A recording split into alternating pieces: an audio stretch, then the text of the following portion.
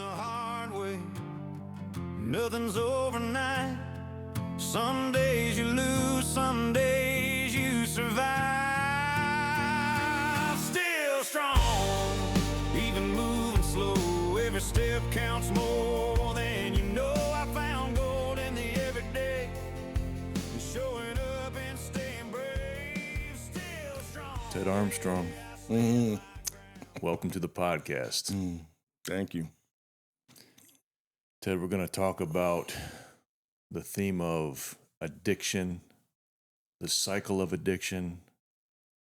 What does recovery look like? That's the reason why you're here. All right. But before we dig into that, I'm going to give you an introduction. Okay? Ted Armstrong, born in Michigan. Mm-hmm. You've been married to your wife, Alma, for 2 years. Yep. That's an interesting story. Yeah. How did you meet her? My daughter-in-law, my older son Alec, his wife Carissa, she's half Filipino. Her mother is, from the Philippines, and her mother is Alma's actually related. Her Carissa's mother is Alma's cousin or second cousin or something like that, and aunt. And so she saw a comment that I did on for Carissa's mother on Facebook, and I got Carissa's mother Lucy to laugh, and Alma saw that, and then she kind of hit my profile, and then she messaged or she friend requested me, and I accepted it because I saw she was related to Lucy, and then she messaged me, and the last thing I was looking for was getting into another relationship, Especially one halfway around the world. Oh yeah, I know. But I think that's what made it comfortable, and it turned into just where we were talking 4 hours a day, Wow. back and forth, and yeah, it was amazing. I was pretty much done with Relationships. the thought of a relationship. I was happy, I was sober, and I was 2 years sober when I met her. That's the one she saw. It was my 2-year anniversary. I had a pizza box, and I wrote 2 years sober on it, and I held it up, and that was my post on Facebook. And so she saw that and just thought I looked like a nice guy. I've watched your relationship through Facebook, and I didn't know your whole story, but just peeping in and seeing trying to put the puzzle pieces together, she looked like she was healing to you. She looks like a person that you need. Yeah. And even today, just being around her, she's therapy to you, and I can tell that. Yeah. Yeah. Yeah, she is. It's a work in progress. I mean, she's, she misses her home at times. Yeah, I can imagine. But yeah, it kind of, all the pieces just kind of fell together. It's amazing the blessings you get when you start doing the right thing, and live honestly. So let me ask you a question. Since we're talking, you've been married to her for 2 years. She was born and raised in the Philippines. You pulled that poor girl to the freaking coldest place in the United States, Michigan. She's never seen snow. You know what I mean? So But that's all she's wanted. What was her first experience like in the snow? Oh, she was like a little kid. I mean, she does have a childish spirit to her, and gets excited, and she's always. It's so hot there in the Philippines. They would see pictures of the snow, and they would just fantasize about it, and that was her biggest dream, was to do a snow angel, and it was 2 years ago. It was in the 60s when we went to go get her from the airport, but then we had a freak snowstorm on the way to Alec's house in Carissa's, and there was like probably 3 or 4 inches of snow on the ground, and she was just beside herself, and she jumped right on the lawn, did a snow angel. I put it on Facebook, and she was just all giddy. She still loves the snow, but I give her time. Yeah, give her time. That's what I said. I said that'll fade. Yeah. Ted, you have 3 children. I've met you 2 boys. We were up there in Michigan, and actually it was for your birthday. I think it was for your birthday. That's right. We got together. I met your 2 sons. Yeah. We went to that restaurant, the Chop House. Yep. And one of your boys, I text him once every few months. Yeah. He's a father, and he and I have a little connection there. But you got some good boys. You have a daughter, Lily, that I haven't met yet. Yeah. You have 2 grandchildren. Yes, Meadow and Archer. What's that like? Oh, it's awesome. It's the best. Yeah. Meadow, she just started saying her first words, and her first word was Papa. Nice. And it's because me and Archer, as soon as I get there, Archer's like, Papa, Papa. And that the last time when I left, Meadow went up to my son and goes, Papa. Wow. But then, of course, Jake couldn't get her to say it when I was there. But as soon as I would leave, she would say it. And then she finally said it this last time that I saw her, said, she came up, Papa. It's the best way I can describe being a grandfather is being a father. It's a lot of responsibility and stress. And I felt that stress. Like, I felt this weight that I got to carry, and I'm trying to, I felt this weight of responsibility.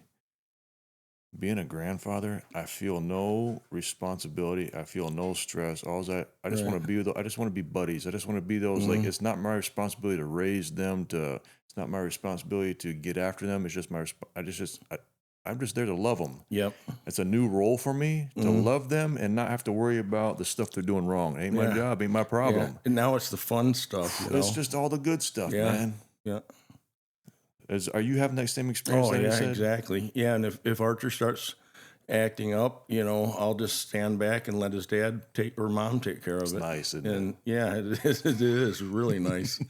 And it's neat to be almost like their hero, You show up there and they can't be happier to see you, And Archer will call me 5-10 minutes before I get there, like, where are you, Papa? And he'll just stand by the window waiting. And you can't describe how awesome that is. Using that word hero, that's good, because children, they show, especially when they're young ages. My oldest my oldest one she's 13, but the other ones are like 3. And your oldest grandkid's 13? Yeah, Michael's my step granddaughter. Oh, yeah, wow. Alexis. Yeah, yeah, and she's special. That's we're gonna have her on the podcast next month. She's awesome. special. But kids are innocent, brother, and just unconditional love. Oh, and yeah. I experience the same thing. My grandkids live right around me. They see me taking the trash out the road, and if they're outside, Papa, Papa, this unconditional love, man. Yeah. And I am loving it. Yeah. Your hobbies: hiking, motorcycles. Yeah, I like that, brother. Yeah. Yeah, we'll have to do some riding. And the gym. Yeah. So where do you hike? There's a couple different. There's a beach in Ellsworth called Rex Beach, and it has just miles of trails, hiking trails. And Alma just loves going out there. Good. It is. It's chilly because it's right on Lake Michigan. So, it'll go into the woods, come back by the beach, go back into the woods, but you get that cold breeze off Lake Michigan. And in the later summer, it gets really nice. But Elma's all about that, too, the outdoors and doing things. She hates just being inside, cooped up. So there's something therapeutic about a connection to nature. Yeah. Getting outside, getting some sunlight, some vitamin D, like getting out there. It's good. Yeah. Yeah. Clears the mind. See God's creations. Yeah. I mean, because nobody creates like he does. In the fall, with the colors and the leaves, all, you guys don't get that here, but no. But the leaves, they all turn red and all fall. And Alma was doing snow angels in the leaves out there, and she could see them, they're falling out of the trees, and that was all brand new to her. It was like magical. So something else I wanted to say though about our relationship, it was so funny because when people don't know, they make assumptions, and I had everybody at my work, and other people from AA, and they thought she was like a mail order bride. Oh.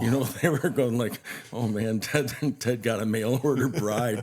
He must be lonely." And it was so funny because I just let them think that, Good for you. And finally I just, told them the truth. No, it happened when I least expected it. And, Good for you. and I didn't even think it was something I needed, but after a while it was nice. I like what you said, that you just let them think it. Mm-hmm. Because listen, if you don't care enough to take the time to ask me, then Exactly. I don't care enough to tell you. Yeah. You know what I mean? So think what you want. Yeah. I like that. And people, they draw their own conclusion and make assumptions Without even asking. Yeah, without asking. And probably 60% of the time they're wrong, but they've already made up their mind, and Right. told other people. And before you know it, everybody's thinking, oh, I got a mail order bride. You got a motorcycle recently. What are you riding? What are you riding? It's a 09 Electric Glide Ultra. How many miles have you put on that thing so far? 12,000 In what amount of time? in one summer. Yeah. Yeah. That's some hard riding, brother. It's so, I missed it. I haven't had a bike since I was probably 22. It's hard to believe I'm going to be 62 in June. And so it was almost like learning over again. At first I was kind of afraid of it, because it was, I had a Virago 920 and a Maxim 1100 before Yamahas, and this is so much heavier. But now I'm comfortable on it, and it's just you know that feeling. Just when I know I rode my bike to work, I can hardly wait to get off work just so I can get on my bike to ride home and at night, when there's nobody on the road, and I can crank my stereo, and it's just God's definitely blessed me since I got sober. I bought and I wasn't even gonna do it. I bought a road glide for my 50th birthday. Sitting in the house, minding my own business, having lunch. My son Thomas comes in the house. Says, "Hey, Dad, what are you doing for your birthday?" I was like, "You're looking at it." He's like, "Dad, come on, you got to buy yourself something. Let's go." So he's looking up Corvettes. I mean, he's looking at the local Chevy dealership.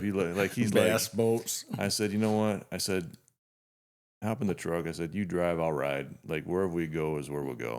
So we went to the Harley dealership, and so I bought one. I wasn't looking for it, but I bought one. But I was again, the wind in your face, connecting with my wife, and just taking a scenic route, and just it's therapy. It's therapy. So I'll take you up on that. Maybe when the leaves are falling up in Michigan, up where you're at, maybe I'll trailer my bike up there and we can go for a ride or something like. Oh, you would love it. I would. Yeah. Let's do it. Yeah, we'll go across the Mackinac Bridge and let's do it. Yeah, something's great. When you say you're going to do something, I believe you.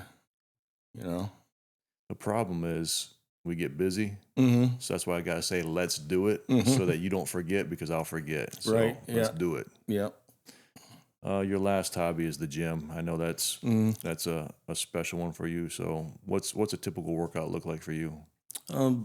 Well, I like to mix it up, but I always try to group I group 2 muscle groups. Old school. So I'll do chest, shoulders, or chest, triceps, and back and buys, and I do throw legs in there. Everybody hassles me about legs, but I should do them more often, that's for sure. Autumn at the gym, she always is messing with me to get to hit legs more. So, but that's when you said you had a road glide. My buddy Bruce, he's got a road glide. I mean a road. What is it again? There's a street glide and road glide. He has a road glide. Yeah. Street glide, the fairing turns with it, and the other one stationary. Yeah. And the road glide, it's a little longer. The street glide's a little closer to you. Right. Yeah, it's a little longer. They are. I that's definitely. I'm going to probably keep this bike for 4 or 5 years, but that'll be my next one, is a road glide. Good. Your career, you work at a cement plant that makes precast, like pavers for landscaping, fire pits, and stuff like that. Yeah. And I think, if I heard you right, you work a third shift? Yeah, second shift. Second shift? Yeah, I go in at around 3:30, and usually we're out by 1. In the morning? Yeah.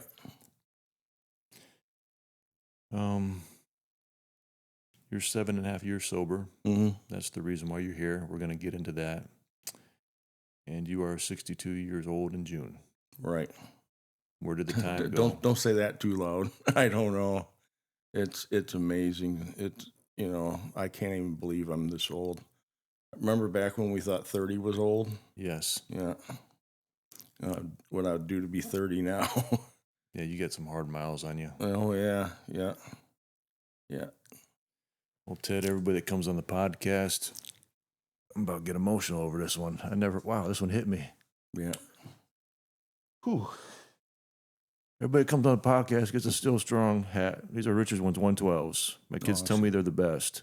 They're the best. But getting ready to hear your story, this is an honor for me to have you wear this. And this emotion just hit me out of nowhere. But we're going to get into it, brother. Awesome. When I expect to see that on you every time I see you on Facebook in the gym. Yeah, in the gym. And when it gets all sweated out, text me and I'll send you another one. All right. Cool. That is awesome, Keith. Thank you. You got it. That's the new design too. Man. That's the new design. Yeah, I like it. There we go. All right, brother. Cover up the flat top. All right, brother. Let's get into it. What was life like for you growing up as a kid? Before. What was life like for you growing up? I had a really fun childhood. I mean, we lived on Stony Lake in Oxford, and those were like some of the best years I like to think about. We just played. Video games weren't invented yet, and I mean, outside was everything to us. I don't, know if you remember, but when your parents called you to come in the house, it was like, pulling teeth. And nowadays, parents can't get their kids to put the cell phone down. I kind of feel bad for the kids nowadays because they miss out on all those. My bike was my life. My pedal bike, and we'd be gone for 6-7 hours. And come home just starving and wolfing down food and getting ready to do it all over again the next day. The hardest thing was when Mom yelled, "Kids, come home." Mm-hmm. The second hardest thing was when she says, "Get in the bathtub." Yeah. And you knew you were, when you get out of the bathtub and it's black, you knew you had a good day. So you had a good childhood. Yeah, I did. Yeah. My dad was a policeman for Oakland County, and so he was a strict dad. And, like I said, that's why I didn't, during high school, I never even partied. I had buddies that smoked pot and drank and partied, and, having a dad that was a cop, nobody would really want me to go to their parties because they were afraid, I would say something or they would, bring the law into it. And so, yeah, I didn't even really start doing any, and I was way against partying and preaching. I was preaching about, not doing it. And then after I graduated, and got my freedom, it was like that sucked me right in. So when was that? About 18 years old? Yeah. Okay. So what was that transition like? Like you're out of the house, you got some freedom, like right. Well, and it was funny is the drinking age changed from 18 to 21 in Michigan. Back right when I graduated, before I graduated, and so me and a friend of mine, we got motorcycles and we took off to Florida because drinking age was still only 18 in Florida. Oh, really? Yeah, and we lived in Jupiter, and that's being not having anybody tell me what to do, and that's pretty much when I knew I almost knew within months of being there that drinking was going to be a problem for me. I think God put that in my head, but I just didn't listen, because me and Pat, he died here last year, but he had quite a drinking problem too. And, it's just what we could do if we could do things over again. I would have changed that in a heartbeat. I have a similar story. I graduated high school. I was always working during the summers and stuff. I know where I'm going in life, right? I'm going to work construction. I'm going to marry my girlfriend. I'm going to start my family. My dad had different plans. He's like, no, I want you to go to college. So he said, hey, give me a year. He said, give me a year. So I went to a really strict college in Greenville, South Carolina that everybody knows about. If you're in that loop. And I had a roommate. That got there before me, and he had his shorts laid out on the top bunk. Mm-hmm. And his shorts said, "Why drink and drive when you can smoke and fly?" It's like, well, at least I got a fun one. At least I got a fun roommate I can do some stuff with. And we did. Yeah. We got involved in all kinds of stuff, right? I ended up getting kicked out of school. And I was working in construction every weekend up there. So when I got kicked out, that guy had got kicked out the semester before me. He was living on campus. Mm-hmm. So I moved in with him and a bunch of guys and his sister, and I was working construction. And everybody's drinking, everybody's doing whatever. Mm-hmm. And so was I. And I remember thinking to myself, okay, this is one of those forks in the road. Yeah. If I go this way, it may be fun, but I know it's not going to end well for me. Right. And I remember having that conscious decision. And I said, it's safer for me to go back home. And I made the decision to go home, come back to Florida. Mm-hmm. So what you're talking about is young men. Here you are in Florida, and you remember thinking, hey, this is going to be a problem. I remember having that same thought. Yeah. Yeah. Because, your dad was strict too, Mm-hmm. It was just like once you had that freedom, then, it was like my values got thrown out the window, and, drinking to me, it just, at first I just loved it. Just the buzz for some reason. So people that don't have an addiction problem or aren't alcoholics, you can't explain it to them. But once an alcoholic, it could be like dormant. It's like cancer, it's dormant until something gets it started. And so, if I never would have started drinking, I wouldn't have become an alcoholic. But it was like as soon as I started, I knew, this is for me. And then it just got out of control, and it gets to where it owns you. I even told everybody, I said, I'm a slave to this, it pretty much tells me what to do, and you connected those dots early on when you were 18. Yeah, 19. I knew it. I just didn't listen to it, and I was great at hiding how bad the problem was for a long time, What were some of okay, so you said you knew this was going to be a problem. What were some of the lies you told yourself? That I could handle it, That's the one. Yeah. I can quit whenever I want. Exactly. And I pray, I've always been religious and believed in God, but my prayers got, less and less because I knew I was doing what he didn't want me to do. Oh. And so, God sees everything, and, so you just quit kind of talking to him because you hope, maybe he'll just overlook you. But yeah, you try to fool yourself, even though it's a problem. We're men. We think we can handle it. Nothing can control me. I control the situation. It doesn't control me, and that couldn't be farther from the truth. Alcohol had me, and there was no getting out of it. There was a time when things escalated for you. You told me you were about 20 years old or so. You were in the woods doing some logging. Can we make that transition? Yeah. I was actually helping a crew build a big, huge log home, and he just bought a bunch of property off of my parents actually, and like 400 acres, and so I was logging out there, and because I was selling firewood and stuff on the side, and it was in January, I believe. It was cold, and there was a bunch of snow on the ground. And I went out in the front end loader with my chainsaw and all by myself. And that's something you never do when you're logging, is be by yourself. But I cut down a pretty big dead tree, and the top I heard it as soon as that tree started falling. I heard a big snap, and the top of the tree fell off, busted off, and it came down and hit me right in the top of the head.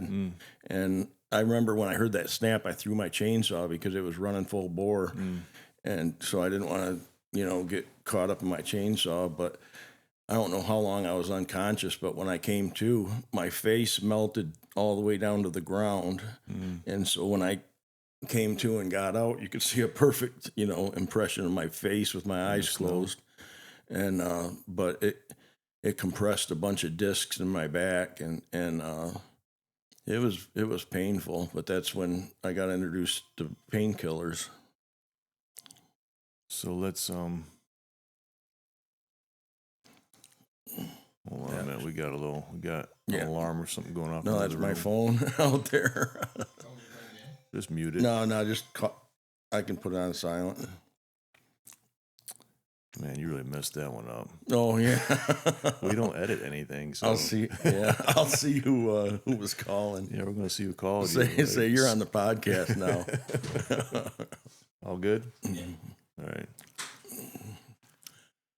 All right. So, I want to be real careful here because this is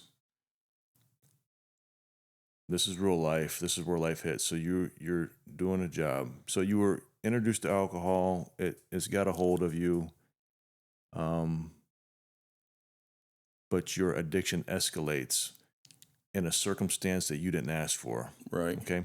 You weren't like what we're getting ready to talk about. Nobody says, "Oh, I want to set out to be an addict." Yeah. I want to set out to be an addict for the next 20 years and destroy everything in my life. Exactly. Things happen in our life, like I'm out working.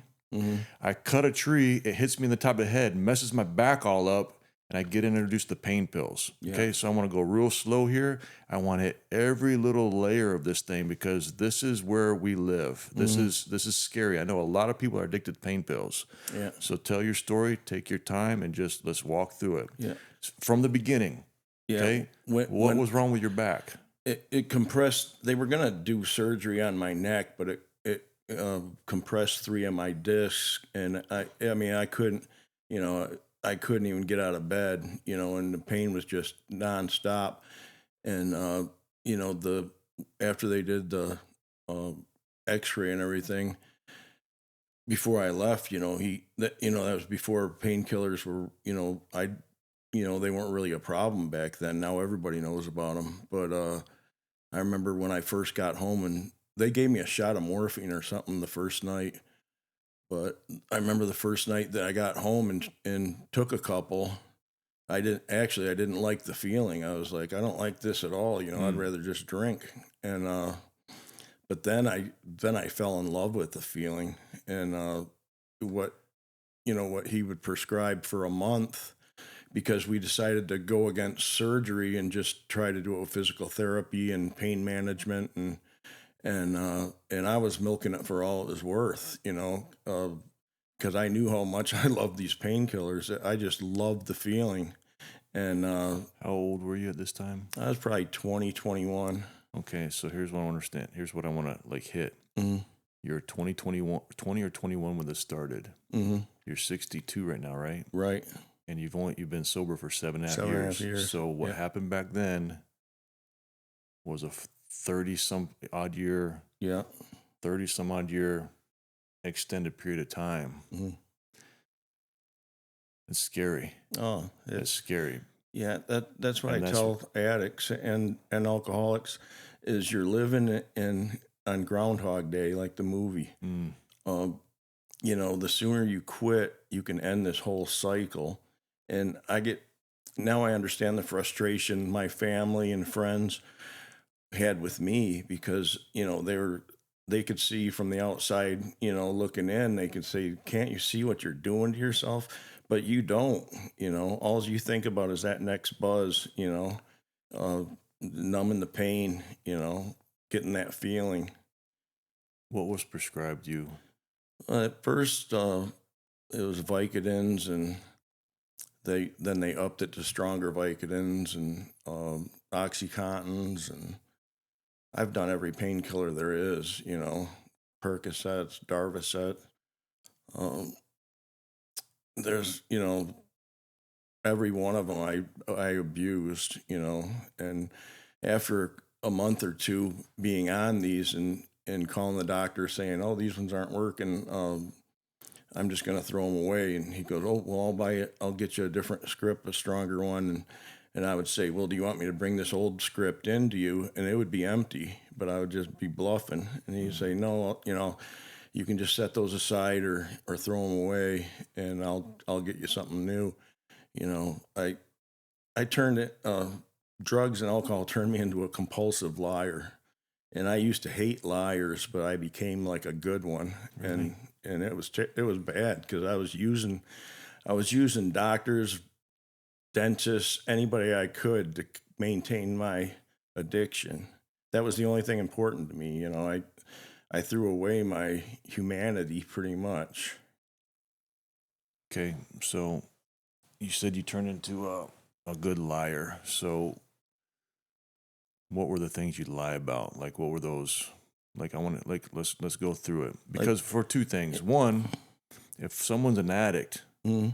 and they're in denial, but you're laying out, I would lie about this, that person can identify with that and say, ooh, maybe it'll flip their brain. Right. But also for the person on the other side, like an enabling parent Mm-hmm. who views their kid as, my kid would never lie. Right. But you're listing these, there's benefit on both sides. And that's why I want to take my time while I got you here, because I don't know this world. You do. And I want you to speak to it to help on both sides. Right. So the lies.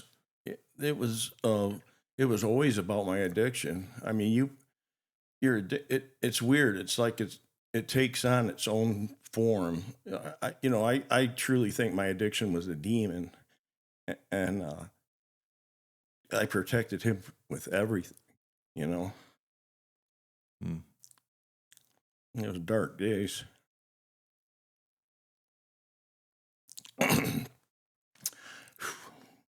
Yeah, I would lie about, you know, because people by then knew I had a drinking problem, and I convinced a lot of people that I quit, and I didn't quit. I was just hiding it, you know, and then I got so bad, you know, I was sneaking in drinks to my work, and you know, How would you do that? I don't want to give anybody the wrong idea, but that's how bad I was. If I went 3-4 hours without a drink in me or a painkiller, you know, I would start getting the shakes. I'd start sweating profusely and couldn't eat, you know, they completely had control over me.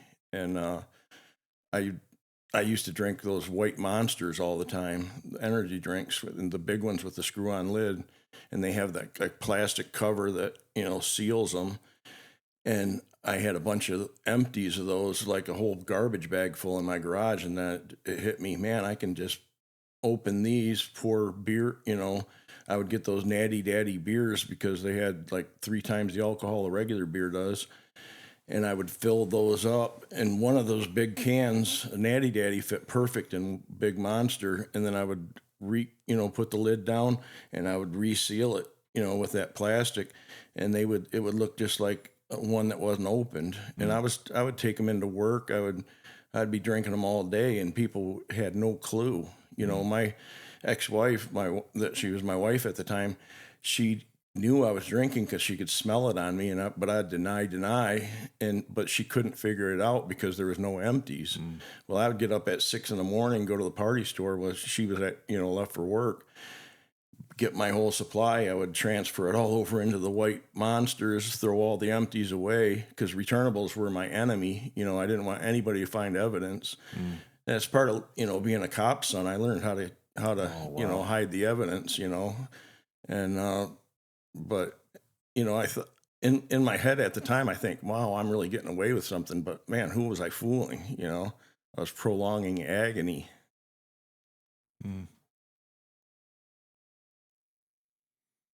Sorry. No, you're good. Thank you. And that was real practical help. Were there some other lies that, looking back, that might help people? Just if you think you have a problem, you have a problem. And God, what I would do to if I would have listened, you know, listen to that voice, you know, because, you know, once it gets a hold of you, it's almost too late. But if you can catch it before it gets a hold of you, you know, like I said, if I never started, I never would have had a problem, you know. But once I started and once things got that bad, and then you get to a point where you don't think it's possible, you know, and that's your addiction because it doesn't want to leave. You know, its ultimate goal is to kill you. Mm. Did you ever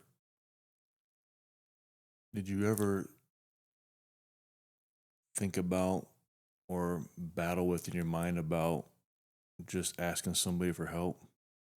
Yeah, I you know how we are. We think we can fix ourselves, you know, and I thought that showed weakness, you know, and you know, like look at me, I can't even control what I drink. You know? And I don't want to put words in your mouth, but I would imagine that there would be shame there, like not wanting anybody to know because of the shame. Exactly, unimaginable. Yeah, like you said, nobody's proud of being an alcoholic or an addict. It's not something you brag about, you know. I remember kids in high school bragging about how much they could drink. I was embarrassed with how much I could drink. Really? So looking back,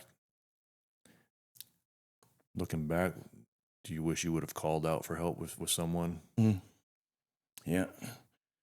Because that's the thing about addictions is they're shameful. We don't want people to know. We hide it. It's once we realize it's got bondage over us, I think we tried to hide it. And there's something therapeutic, there's something healthy about just ripping the freaking Band-Aid off the thing and exposing it to the world. Exactly. You know what I mean? Because it wants, if it keeps it quiet, if it keeps you down. Right. And that's what it wants. It wants you to stay quiet. Your addiction, it's almost a living entity. And you'll do anything to protect it, you know, and the shame is unreal. Like I told you in the truck, you know, I couldn't look at anybody in the face, you know. I would go into the party store at 6 a.m. shaking like a leaf. And I remember one time there was a elderly lady, she was probably in her 90s, and she was in front of me and she was on a walker. And she told the cashier guy, get him first. He needs it more than me. Wow. You know, and you know, I could barely sign my name. That was when you have to sign your name with your debit card, and it would just look like scribble because my hands were shaking so bad. You know, and this lady felt sorry for me, and I was like, you know. So we talked about the lies. We just stumbled across the shame. Let's stay here for a minute. What did that shame? Let's hit the bottom layer. What were the layers of shame? What did that shame feel like?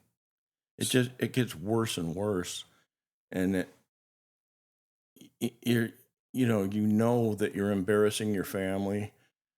You know, I was a terrible father, you know, and I mean, you know, the only thing that mattered to me was protecting my lie and keep living in addiction. Like what I said to you about Groundhog's Day. The guys that have a problem now, they have no idea that you could wake up one day and say 30 years have passed. Wow. You know, and you're still doing the same damn thing.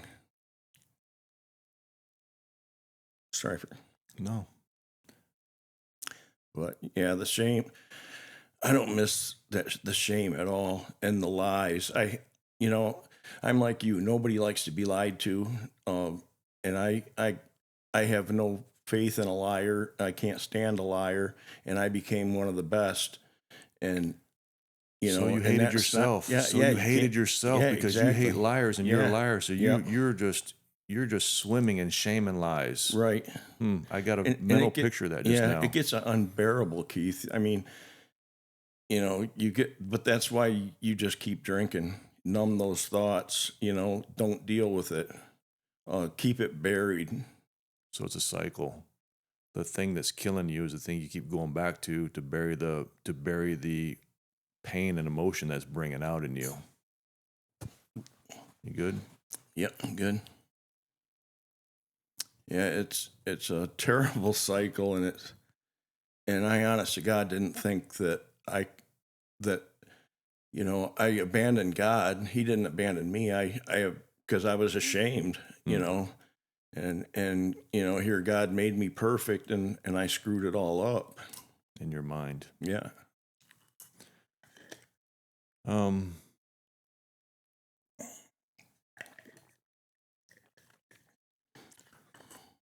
You became a liar.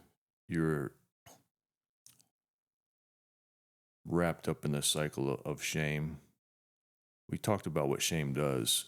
When you're in that state, and here you are, you're a husband and you're a father. Your kids are growing up right underneath your nose. Mm-hmm. And you are to be, like, your responsibility to them is not just to feed them, your provider, your protector. You're to speak life. You're supposed to guide them Exactly. in this world. Like, that's what a dad is supposed to do. Yep. He's to use his example to guide and to train and to be an example, to use his example to speak into their life. Yeah. And you can't do that because I failed miserably at that. because you're wrapped up in shame. Yeah. So it's not just affecting you; it's affecting everyone around you. Addiction talk is to like that. it's Let's like talk- an let's- atom bomb on a family. It tore my family to shreds. Let's talk about that. So we talked about how you're feeling it, and coping with it. How is it affecting the ones you love? Let's talk about that for a while. I mean, even my boys, and I told you my one son, he had a little stint with addiction, and you know, thank God he nipped it in the bud before it got too bad. You know, it was bad for like a year or two, and he got it together, and I mean, he's living a great life now, very successful. Both my boys are, but Lily, she was there during the worst 2 years. You know, those last 2 years were just hell on earth. And, you know, I was never violent or anything like that, but, you know, you're supposed to respect your dad. And she knew I was a liar. She knew, you know, that I was lying completely to her, her mom, you know, cause I was just deny, you know, and catch me, and they couldn't catch me. They didn't know how I was getting away with it, but they knew, you know, and Lily, I felt, you know, instead of seeing her dad go to work every day, I was missing work like crazy because I was either too drunk or I was too hungover. And so I would always be just on the couch watching TV, waiting for her to go to school so I could start pounding again. Really? And that, you know, that took a toll on Lily. And that's, you know, I told you, I haven't talked to Lily or seen her in almost 8 years, you know, haven't heard her voice, nothing.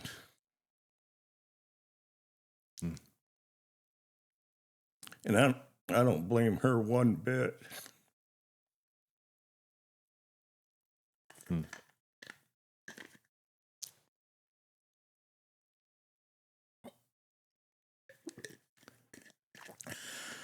Oh, man.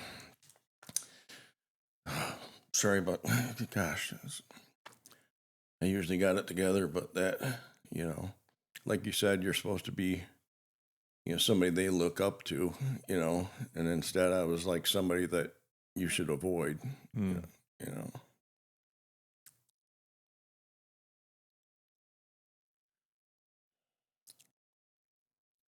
But, you know, what I would give to do things over again. But unless somebody can figure out how to do that, you know.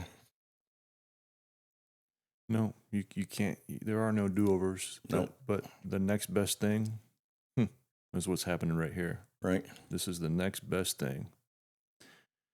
Is someone that's gone 30 years in the cycle of addiction, and everything that we're talking about, not only how it affected you, but the ones you love, so that you can be a blaring, flashing warning sign that, hey, if you keep going this way, there's a train wreck up the road. Stop. Right. You are a caution. Stop. Right. So this is the next best thing, right? Yeah, it is. And not only that, it's a caution, but it's also hope. Mm-hmm. Hey, you know, it took me 30 years, but I'm sober today, brother. There's Right. hope. There's Yeah. hope. There's always opportunity for reconciliation. Like, as long as there's breath, there's hope. Yeah, there is. Okay, so there's many layers and dynamics to this story. Let's talk about the cycle that we talked about yesterday. So you're in pain. Mm-hmm. You got addicted to pain meds. You're prescribed the pain. I had a question we can talk about now. You're prescribed the pain meds. You became addicted to them. You found out you were addicted to them. You're trying to get off of them. And I don't want to tell your story, but when you would get off of them, you would have insomnia. So then you would just want to sleep. So you would drink to sleep. So there was this cycle. So I want to talk about that cycle next. We'll stay here for a while. But I also want to ask you, you're a freaking doctor, man. Yeah. You're a doctor. Were there no warning signs that he said, "Hey, Ted, let's take another route here"? Was there? No, there's some doctors that actually do care, but there's a lot of doctors out there that they know exactly what this stuff is, and they keep inventing stronger pain pills when they know they've had nothing but problems with their earlier ones. Like I told you, they invented OxyContins to get people off Vicodin, and OxyContins ended up being 10 times worse than Vicodin. And then after the millions of people dying on OxyContins, they developed fentanyl. It's like, why just, leave these opioids alone, figure out something else. But that's why I said it. It's like a cash business, man. If they can get you legally addicted to something and you're paying them and not a drug dealer, they and Suboxone, what they prescribed me at my first treatment center, and you're only supposed, I found out this later, but you're only supposed to be on that a total of maybe 2 months. And I was prescribed it for 7 years. And when I went into treatment this last time at a total holistic place that didn't believe in any medication at all, and they pretty much locked you up because they knew as soon as they were like, you've been on Suboxone for 7 years, and the one lady's rolling her eyes, and I said, it's just an opioid blocker. And but I knew deep down inside that it was giving me a buzz, and I was finishing it, early and withdrawing like crazy and drinking until my next script would get in.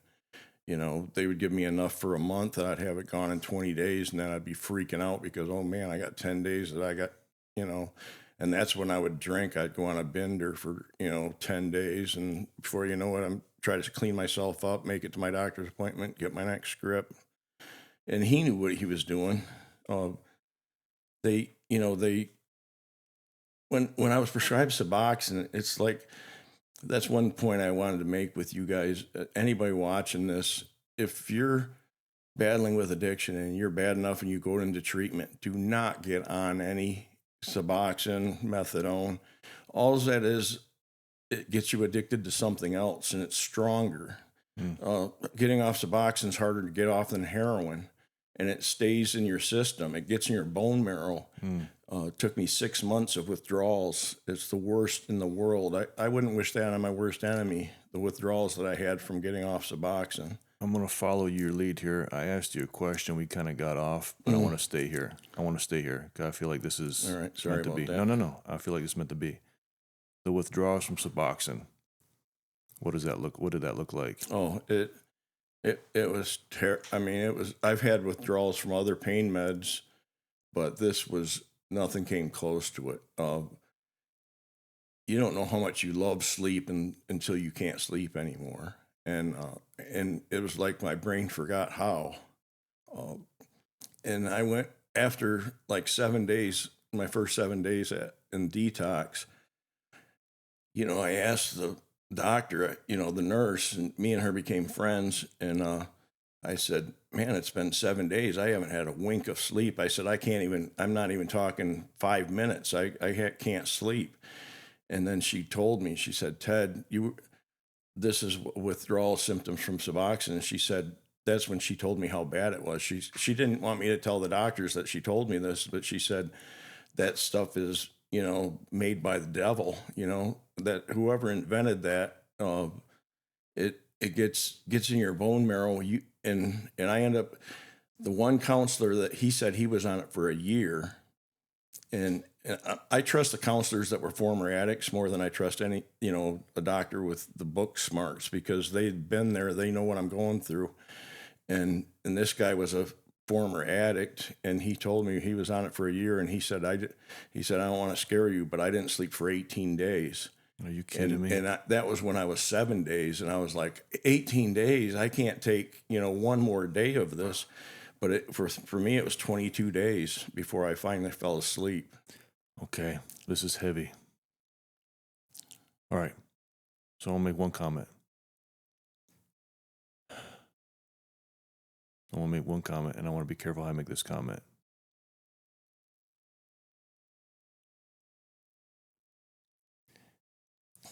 We go to our doctors when things aren't feeling right. Mm-hmm. They prescribe stuff. But at the end of the day, what I'm feeling right now is at the end of the day, I need to be my own advocate. Mm-hmm.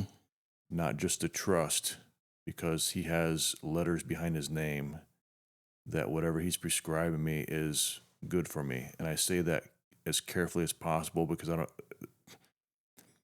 Someone who, my son-in-law, he's, diabetic. If he don't take his medication, he's going to die. So right. So yeah.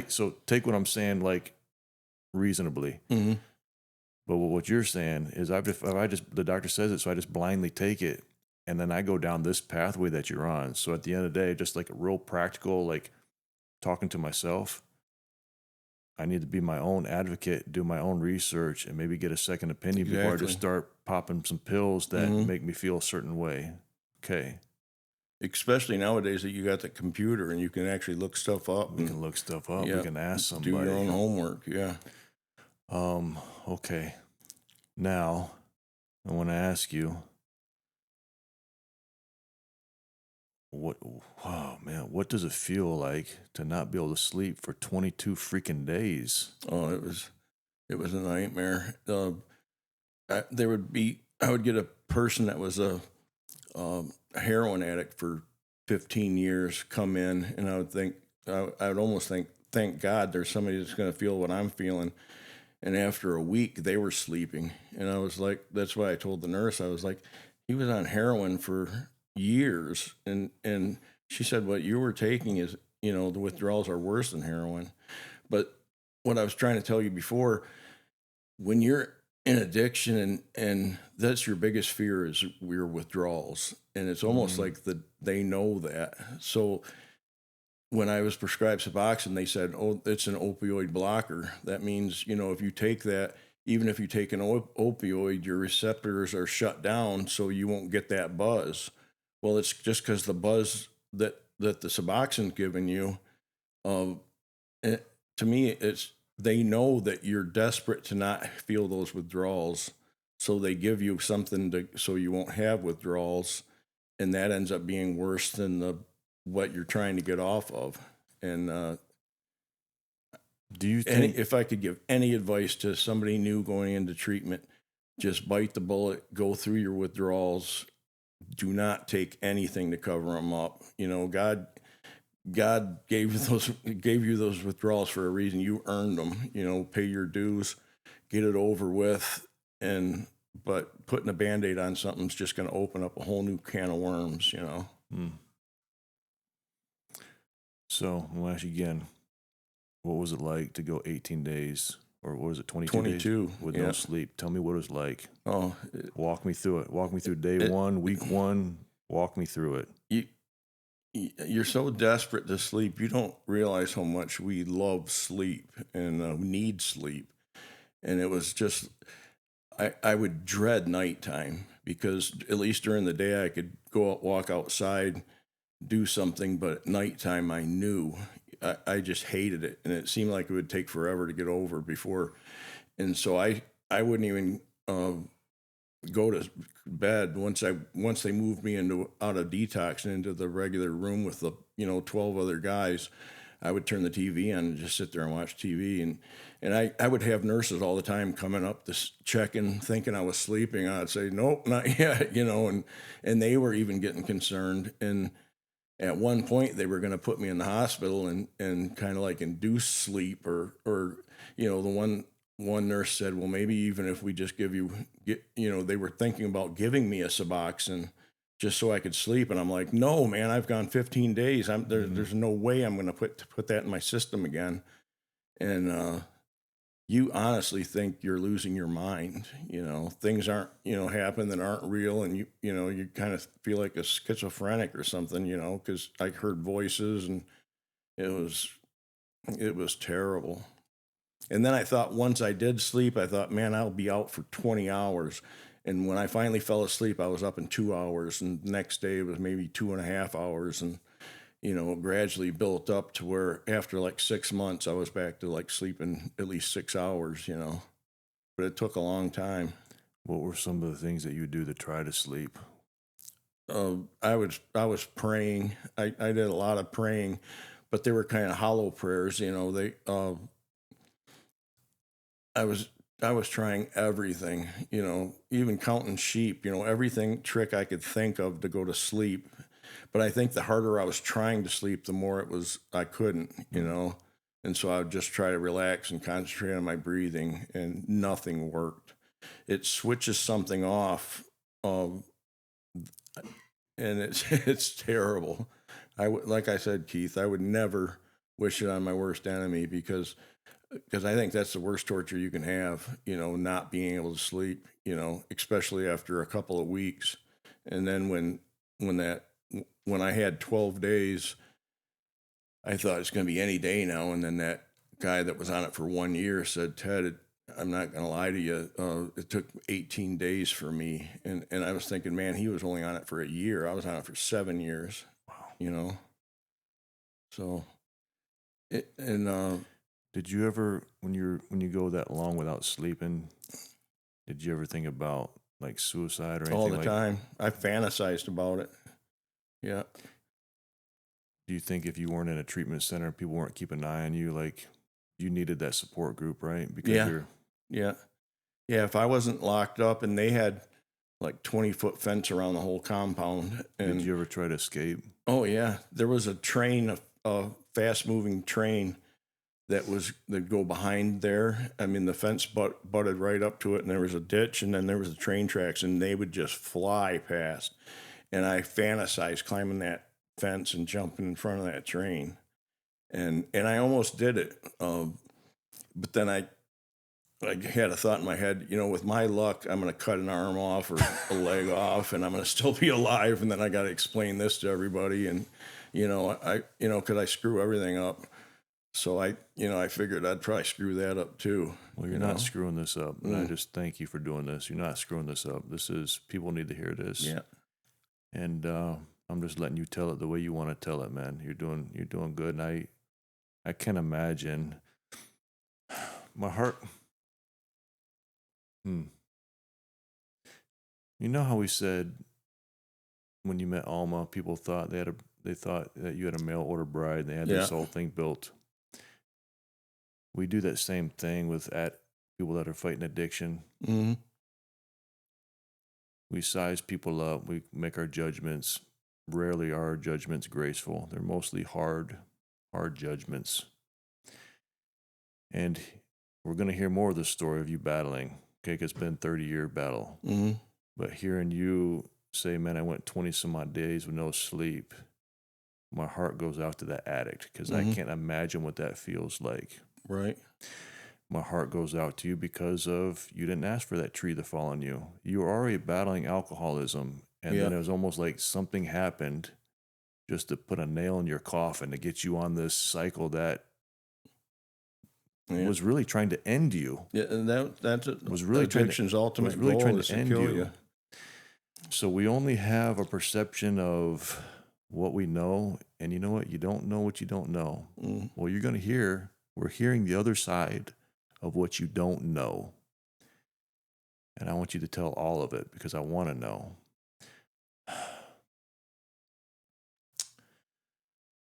Let's take a little break. Michael, how deep are we?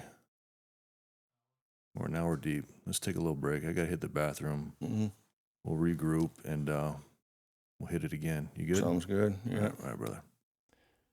This part of the podcast is brought to you by Vance Ranch. Vance Ranch is our family 100-acre ranch in Hendry County. We have a 6,000 square foot barn where we host wedding venues, corporate events, anniversary parties, and whatever else you want to use it for. Find the link in the bio. Now let's get back to the show. Brother, we're back from the break. The 20 some odd days with no sleep was one of the last treatments that you went through that stuck. Right. And it was a holistic type treatment center is what you said, right? Correct. Yeah. It was called, I don't know if I should say it, but it was called Choices, and it was in Indiana. Okay. Well, we'll put them in the link. It sounded like it was a good place. Mm-hmm. We'll put them in the link. Choices in Indiana. Find the link, Michael. Stick it in there. So that was that was the last treatment center you went to, a holistic, 22 days with no sleep. Mm-hmm. And then it seemed to stick. But there were, in your 30 years of trying to be sober, there were cycles of trying to get sober and then even being sober for short stints of time. Mm-hmm. So I want to talk about those cycles. What did those cycles look like? I also want to talk about the cycles of getting off the opioids and not being able to sleep. And now you're trying to sleep. You were trying to sleep with alcohol. Mm-hmm. And now you're just, addiction is feeding addiction. Right. That's okay. So you don't become an addict overnight. It's a process, and you don't get out of it overnight. It's a process. And sometimes that process of becoming sober is a process of failure. Mm-hmm. God's word says a righteous man falls 7 times, but that man gets up. Yeah. Okay. That man gets up. And you got up. You kept getting up. You kept getting up. And right now you're standing for 7.5 years. Mm-hmm. So let's speak to that person who's in the middle of it. Said, I've tried it and I keep failing. I might as well just give up. This is who I am. Yeah. Get up, boy. Get up. Yeah. So speak to that person. That what you were saying, that was before Indiana, but what you were saying, people didn't realize, I didn't let people know that Suboxone was this bad. I knew it because I tried getting off of it myself, and then I knew how powerful it was, and that's when my relapse to drinking would, because I would go 1 or 2 months without drinking, but then I would say, okay, I'm going to get off the Suboxone, and I would make it maybe 5 days, but 5 days with no sleep, I would think, I'm a basket case at work. I need to get at least 2-3 hours. So I would, just guzzle vodka, and that wasn't working. But that would send me on a bender. I'm the type of drinker that once I start and I get to the certain point where I'm really drunk, I want to stay there. And it would, 2 weeks could go by and I wouldn't eat for maybe, 8 days. All I would do is drink and try to sleep. And it, so it was like, so then I would just say, this isn't working, go back on Suboxone, But Indiana, when I got there, what you said about the feeling of wanting to quit, when I went to Indiana, my goal was to get out, get off Suboxone, but I didn't think I could be repaired. And I even told the therapist that, they give you your own private therapist that you're supposed to see once every 2 days. And I told her, I said, you're wasting your time with me. Spend time with somebody that really wants to get better and can get better. I said, I can't. I've been to treatment center 6 times. This is a waste of your time. And I was convinced that was true. I didn't think there was any way I could be sober because, look how long I couldn't be sober. And so all I fantasized about when I was in Indiana is I knew I was getting a big check from my 401k from the foundry, which I got fired from. I got fired from the foundry. I lost my house, lost my marriage, lost my daughter. What's the foundry? That's where I used to work, East Jordan Iron Works. And it was a good job. But they put me through treatment 6 different times, over the last 3 years before I quit. So they were trying, but and I was failing miserably, but it was being on that Suboxone. I was on that the whole time. And so I was never really sober. I always had that in my system. I just quit the alcohol, but I still had opioids. Okay, so I want to make sure there's something really good here. You were never sober. Mm-mm. But outside looking in, you had the appearance of being sober because you weren't drinking. Right. You can't smell it. Exactly. But the Suboxone is still in your system, and that's what people need to understand. Is these when all that time that you were fighting sobriety, you never were sober. No, never. It was the illusion of being sober.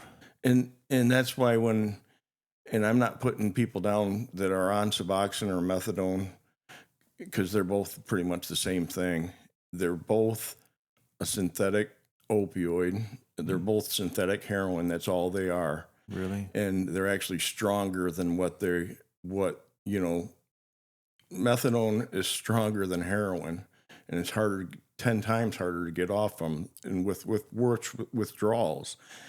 And I think doctors only prescribe it because they make money instead of the drug dealers. They know how bad off you are, and they say, let's give them something, make it legal, give them a prescription. They won't get judged for it, and we make the money.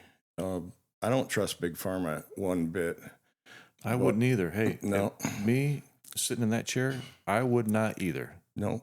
I don't fault you for.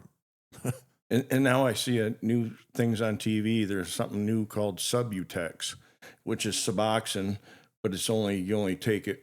It's an injectable, I think, but you only take it once a month, and it stays in your system. And I mean, they don't think people are going to abuse that. When a doctor would tell me to take one pill every 4 hours, I would take 10 pills every hour.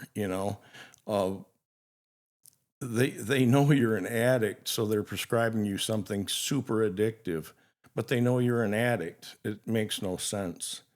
And but my fantasy the whole time I was in Indiana, especially the last week, was because I knew I was a burden to everybody. Everybody that loved me, I was pretty much a black eye, and so I was convinced if I just disappear, it would make everybody's life better. My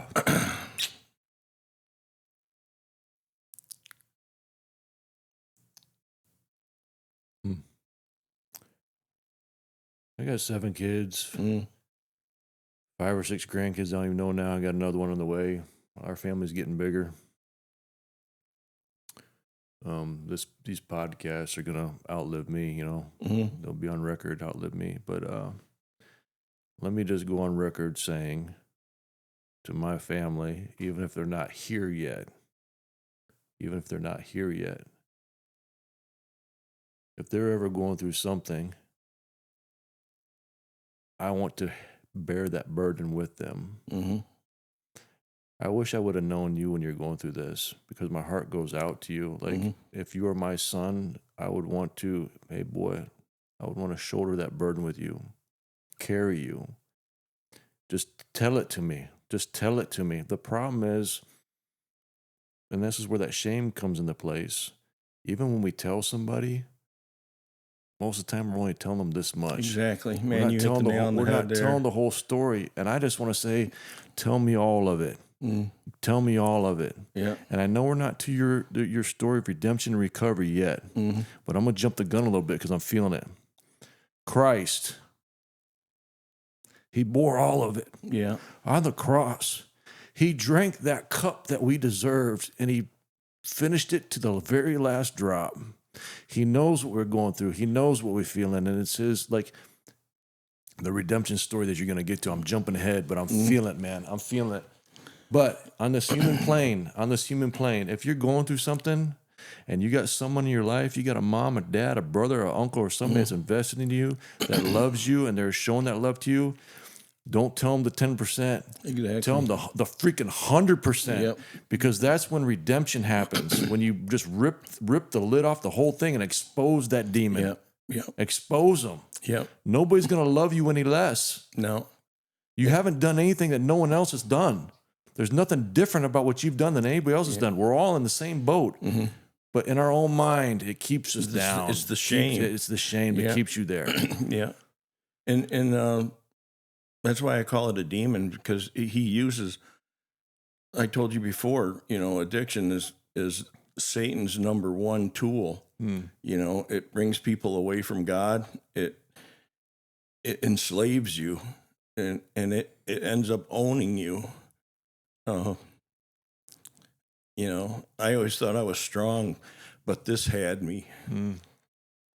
Yeah. And I wish, because my dad would have done anything to bear this burden, and my mom, and my kids, but I was too ashamed to tell them how bad it was. And that's what struck a chord with me. You're getting ready to say, I'm a burden to everybody. It'd be better. I know where you're going with this. It'd just be better off if I just went off to myself. Right. And I'm telling you, if any one of my loved ones feels that way, you come get me. Right. We'll go through this together. We'll go through the freaking mud together. Mm-hmm. Yeah, keeping your mouth shut just gets you killed. Yeah. Yeah, I wish I would have done that.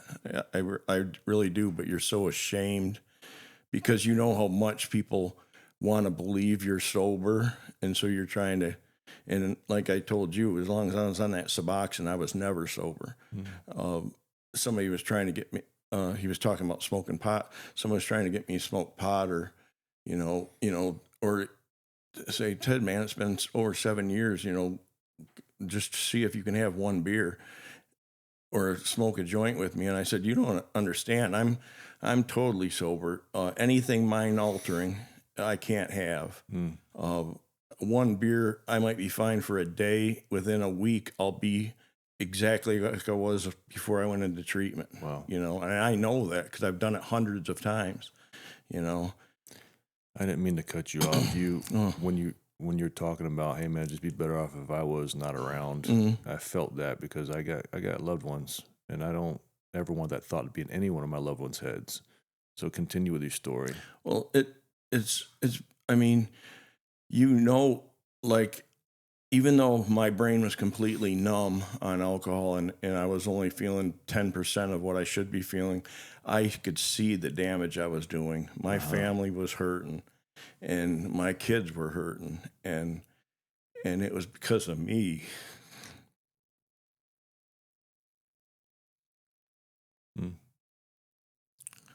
So, so when I got out of treatment, that was my plan. I was getting a big check from the foundry. Well, not huge, but it was, around 30, 40 grand. And I was gonna, my parents were nice enough to let me stay with them, for a while, which caused a whole rift in my whole family. They're like, put him in a halfway house and do this and that. And so that caused a lot of problems. How old are you right now when this is going on? I was 54. So you a 50 freaking 4-year-old man? Yeah, living back at home. And yeah, I was such a mess. Yeah, I had no self-respect whatsoever. I mean, I told you I couldn't look people in the eye. I wouldn't even look in the mirror, in my eyes, because I was ashamed of myself.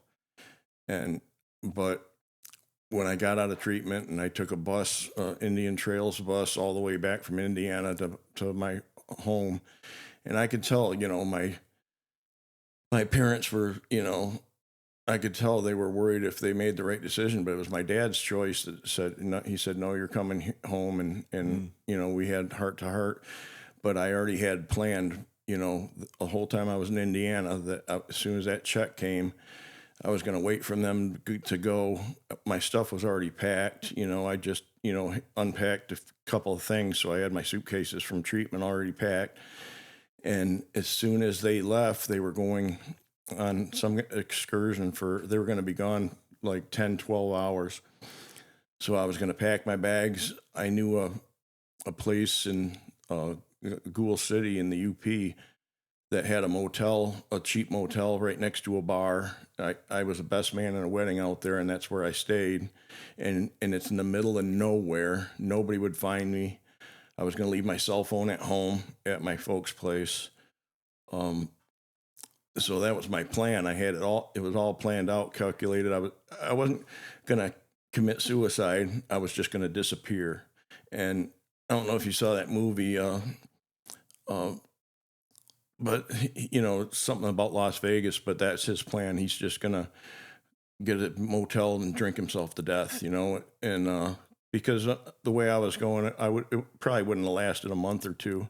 I could easily have done it on $30,000, and so that was my plan. I was just going to go to this motel. Hold on a minute. I'm trying to understand something. Okay, slow down. Mm-hmm. Because you know your story, but I don't. And these dots aren't connecting real clearly. All right. So you got out of treatment, this holistic treatment. Mm-hmm. You're seeing how all the pain you've caused in everybody, and you're like, hey, they're better off without me. Right. Are you not? It destroyed my family, Keith. Are you not trusting that you're going to be sober very long? Is that what you're battling? Is that right? Yeah. Okay. So you're not trusting yourself. Right. Okay. I thought it was impossible. Okay. So for you're me to sober. stay sober. You're sober, Mm-hmm. but the training wheels are off now. You're not in the treatment center. Right. That's scary. You're thinking, okay, how long is this going to last? Because it never lasted long before. You got this check from work. Mm-hmm. Your parents go away, and you're going to go. So you're going to spend the $30,000 on alcohol? On booze, yeah.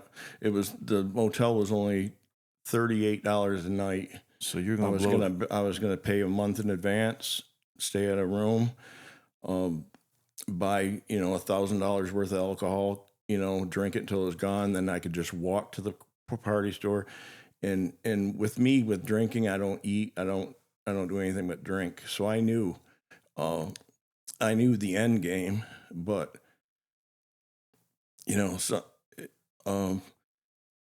I figured if you get rid of the problem, there won't be a problem. Oh, wow. Okay. Okay. That's, all right. Man, I'm probably looking like a baby on this. No, you're not. You're human. And thank you. Thank you. Because, listen, as a kid, there's been times my dad told me the right thing. Mm-hmm. It has a whole nother layer when he said, hey, Keith, here's what I went through. And he was transparent with me. Okay. Mm.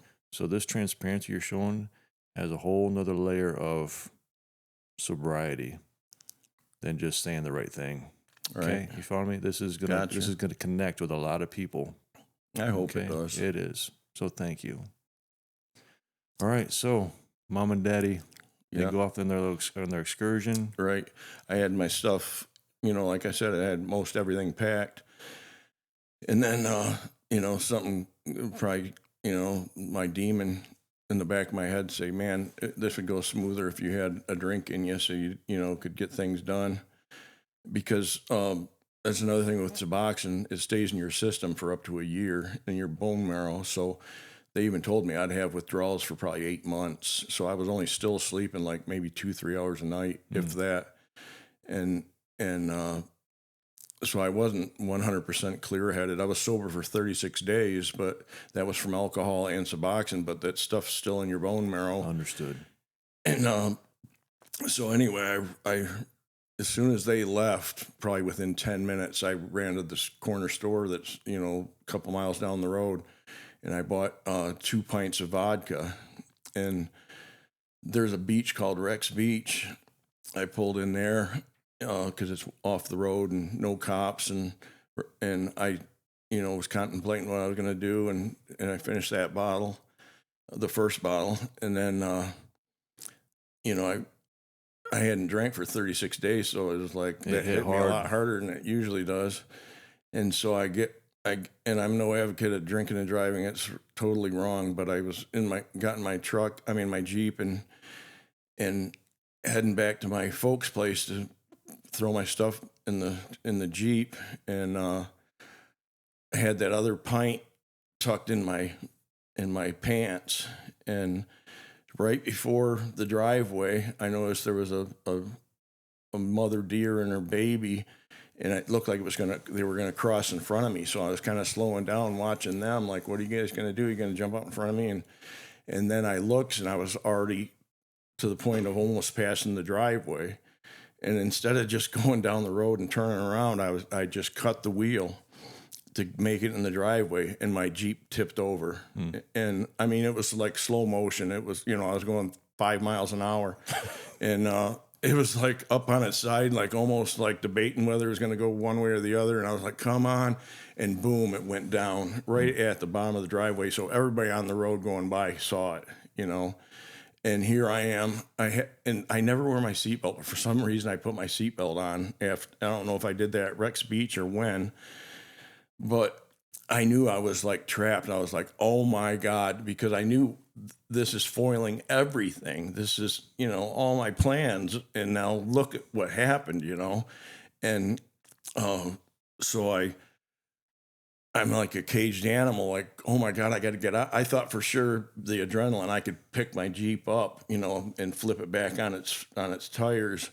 And then I go to get out. Yeah.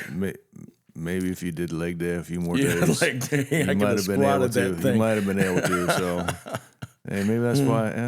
Maybe God was good to you. Yeah. Maybe that's why you never did leg day. Maybe that's why. Okay, that could be it. But I've shared the story with you, and I've only told maybe 2 other people. But I'm laying, so on my driver's side, I'm right on the ground. I'm looking up. And my windshield and my seatbelt's on, and I was like, okay, I'm going to get out and I'm going to jump through the passenger door, and somehow I'm going to get this truck flipped back over because I was still planning on going. And so I go to take my seatbelt off, and it would not unlatch it, and then it started tightening up on me, and this sounds corny, but it really happened. And I didn't have my knife on me because the knife I always carry, my ex-wife took during one of my benders. She took my wallet and my knife. So I didn't have my knife on me. So I remember I had another knife in my console, my Jeep console, and I'm like this, and it's upside down. And so I opened that up, and my console is kind of deep, and I could see that thing. But every time I get close to grabbing it, my seatbelt would start ratcheting more. I mean, and I was like, at first I was like, what is going on? And then it clicked again, and I was just sitting still, and I looked up, in the sky, and I said, God, stop it, And you're trying to get to your knife because you want to cut my the seatbelt off so I can escape. You can't get your seatbelt off. And I looked up, and I told God, I said, stop it. And as soon as I said that, it clicked 3 more times. I mean, it was like, no, I'm not letting you do this.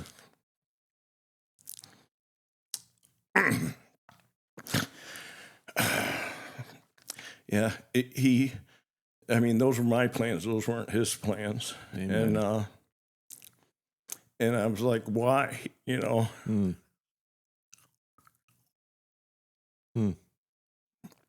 But I knew I was caught. I knew the gig was up. God made up his mind, and he wasn't going to let me bail. And it's funny because there was a volunteer fireman that came. I saw him pull over, and I was like, my goose is cooked, I saw this light, and he turned his little bubble light on. And so while he's walking up to me, I grabbed that other bottle out of my waistband, and I just guzzled the whole thing right in front of him. I heard him on his cell phone to the police. He's drinking right now. Wow. And I figured, just do it like I always do it, numb it so I don't got to deal with it. Wow.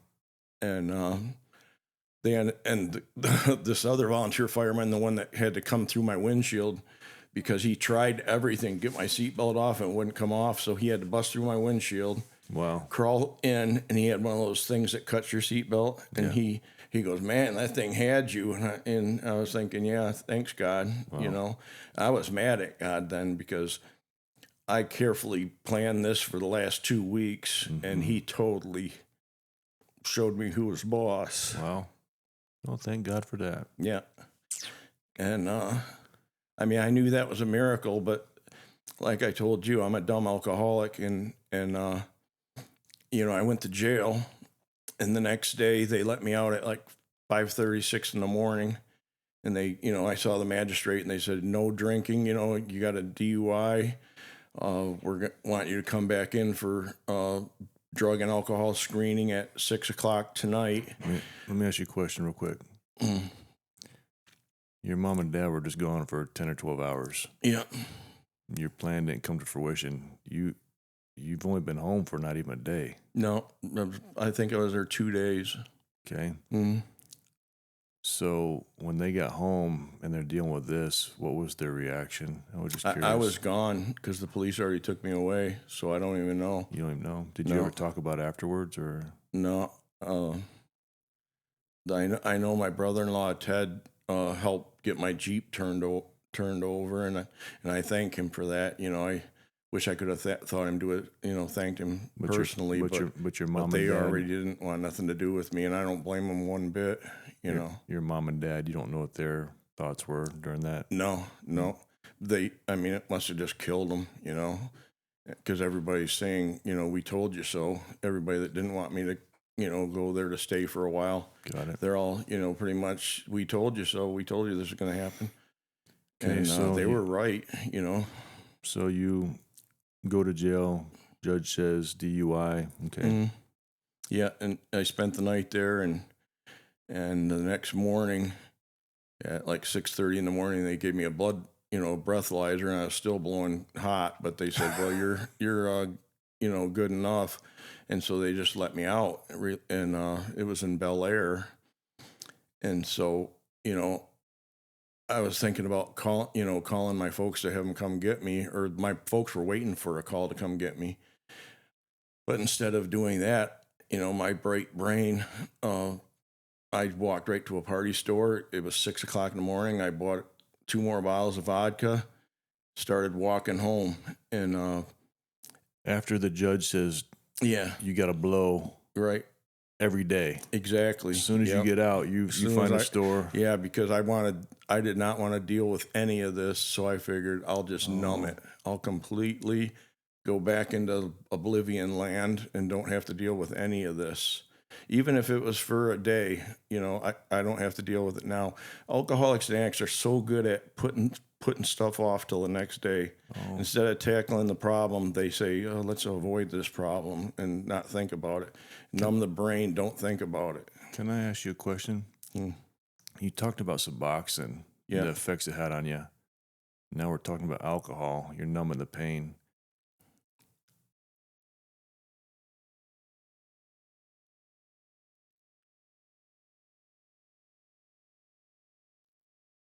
Which one was worse? What were the dynamics between the two? I think they're pretty much tied. Really? You know, yeah. Yeah, they were both tools for me to escape reality. Different. And reality is not that bad. That's So a good point. What the heck was I? That's a good point. You know, and yeah, that was. You know, now being sober, I can look back on it and you know, kind of make sense out of some of the chaos. But that's what when you're in full use, you know, using, whole life is chaos. You know, and chaos becomes normal. You know, and you know, it's just, you know, the shame is in the lies, and you know, just knowing how bad I messed up. You know, and then I can't even do the one thing I planned for 3 weeks. Got it. I can't even get that done, you know, and I knew it was God. I knew God did that. You know, I yelled at him. I was pissed. And, you know, then, so after walking down the road, you know, I downed my first pint, had the other one tucked in my pants. Well, that hit me pretty hard because I hadn't eaten in a couple days. And so, you know, I was taking breaks, sitting down. Well, I don't even really remember, but my parents, it got to be like 7 o'clock, and they called my sponsor, and Rick, who he's helped me tremendously, you know, and they called him, and Rick said, did he get out of jail? And my mom said, yeah, he called the jail and they let him out at 6 o'clock. And Rick told my mom, he said, he's already drunk. Wow. And my mom's like, no, he isn't. How would you know that? And sure enough, Rick was right. But anyway, they picked me up, took me home. They could tell something was off, but they didn't know what.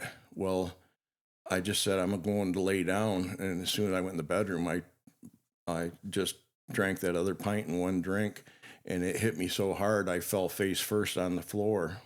And they heard me hit the ground. I hit my head on the dresser, and I was out. I was unconscious. So, of course, my mom freaking out. She called 911, and the police came and got me again, took me right back. I've been out of jail for, 2 hours, and I was right back there. And for some reason, I thought I could still make this plan work, but I knew God made up his mind, wasn't going to let me. But that was my last drink. Really? But it was, my last drink should have been 30 years ago, but well, hey, listen, this is good. Yep. So that was your last drink. Yep. Let's make the transition. Yep. Let's make the transition. When did redemption happen? Let's hear it. But the up until now, it's been a freaking train wreck. Oh, it's been a tragedy. Train wreck. Yep. And all my family, the part of my family that did not want me to come back home, they were like in I told you so mode, and you can't I blame felt them. terrible because my parents were just, you wouldn't give up on your kid, and even though they should have gave up on me, they never did. And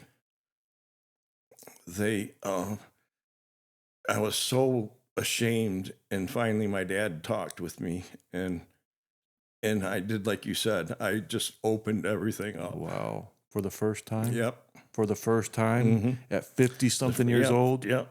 I'm a slow learner. Yeah, 54 years old. So what was that conversation like? Let's live there for a while. I just told him everything, and how bad it was, and my dad gave the best advice.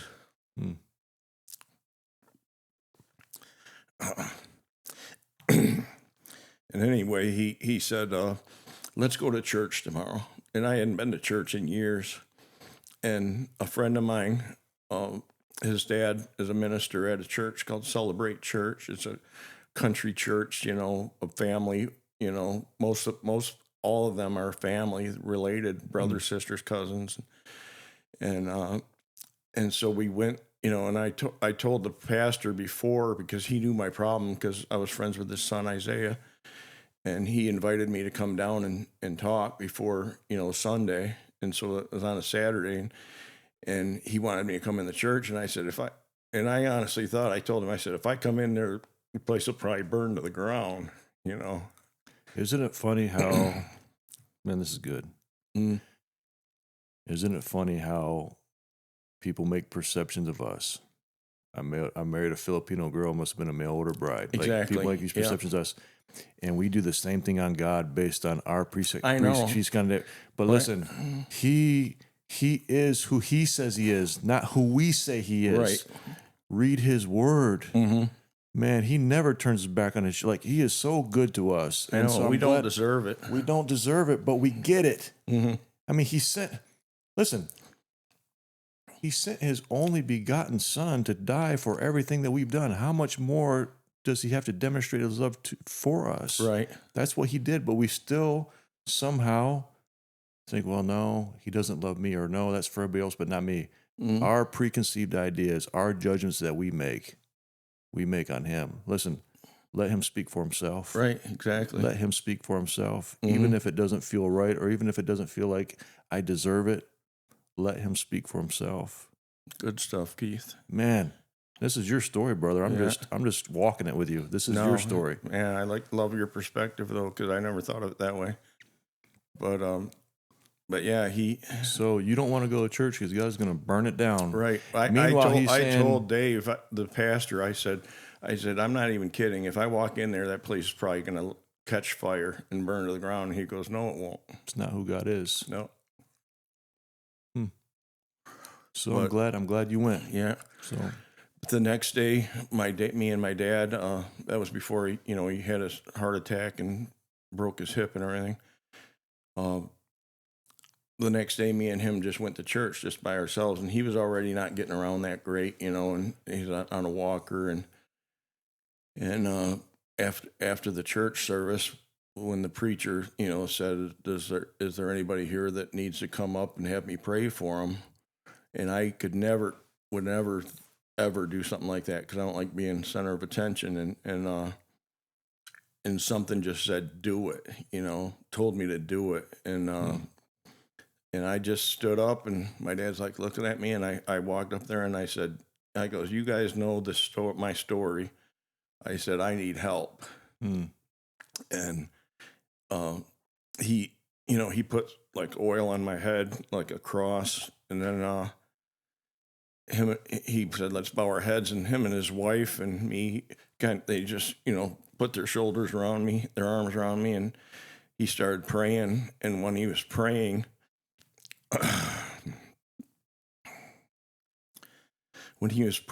it was like electricity was just like it started at my feet and it just went right up my body. And it was amazing. And my dad saw it. And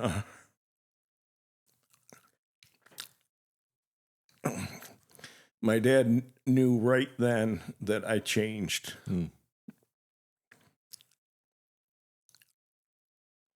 And I told you, right after that, my compulsion for alcohol, my constant obsessing of my next drink, that was gone. It was gone. That was all I thought about, was getting drunk or getting high, and it was gone. I was at peace. But I mean, things were still rough. I was still, relapse. I was still feeling, things from Suboxone. But I started going to AA every day, when I was court ordered to go to at least one meeting a day. I was court ordered to do a breathalyzer every morning, every night. I even had to buy this breathalyzer thing because little kit thing to save me from driving all the time because I didn't have a license. So my dad was, being in a walker, he was driving me to my drug, screens and blowing, and which must have, here he's a cop and he's taking his criminal son, Hey, let your dad speak for himself. Yeah. Don't project that on him. Let him speak Right. for himself. But then I remember, matter of fact, I started doing this at the jail. The second time I was in jail, because that time they kept me for 6 days, and I got down on my knees. I was in the drunk tank with like 12 other guys, had a little bunk, and I just got on my knees, put my elbows up on the bed, and said my prayers, and I was there for probably half an hour, and the whole jail got silent, and it was like they, Respected it. yeah, and before I would have been ashamed, and the one guy goes, aren't you embarrassed about doing that? And I said, if anything, God should be embarrassed that I'm his. I'm not embarrassed of God, Wow. But to this day, I get on my knees every night. Yep. And you don't have to. A lot of people just pray in bed. But with me, it's just like a way to honor him a little more. Yeah. And It's funny. Alma, my wife, sometimes I'll get in bed, after a really long day or something like that. I'll get in bed and start getting all comfortable. And she goes, you forgot your prayers. And I was like, oh, you're right. And then I was like, man, maybe I can just say them laying down. And I go, no, I got to get down there. It's funny because when God puts something in your mind like that, like that's what you got to do. Yeah. And something like that happened to me once. It was in the morning, and I was getting ready to get up to go to work. And I sat up. I'm on the edge. It was like in slow motion, Ted. I sat up in bed. I'm sitting on the edge of bed, getting ready to get up. And the Spirit of God says, "You gonna stand up on your own today?" Like for me to stand on my own 2 feet would have been, I'm going to get, Keith Vance is going to get this day. Yeah.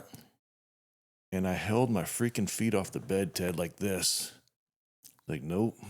And I prayed, God, give me everything that I need. Like, help me to walk, help me to stand in your strength. Like it would have been wrong for me to put my feet on the ground. Yeah. To turn around and get on my knees. And I prayed like this with my feet off the ground. Isn't that crazy how God does stuff like that for us? Yeah. And just this was a picture of dependency. Man, I can't do anything without your help. Exactly. And I don't want to do anything without your help. I don't want to go through this day without you by my side. So for you, getting on your knees is a show of dependency. Right. Yeah. And from that day on, my first prayers were, let a year hurry up and fly by so I can have a year sober. Oh. But then I started thinking, man, I'm wasting tomorrow if I'm just waiting for a year to pass. Oh. And so it just, after showing him the respect by getting on my knees every night, and it was like he finally said, okay, now I can start showing you what I can do. Oh, good. And so that's a good transition. yeah, You said things just, I couldn't believe.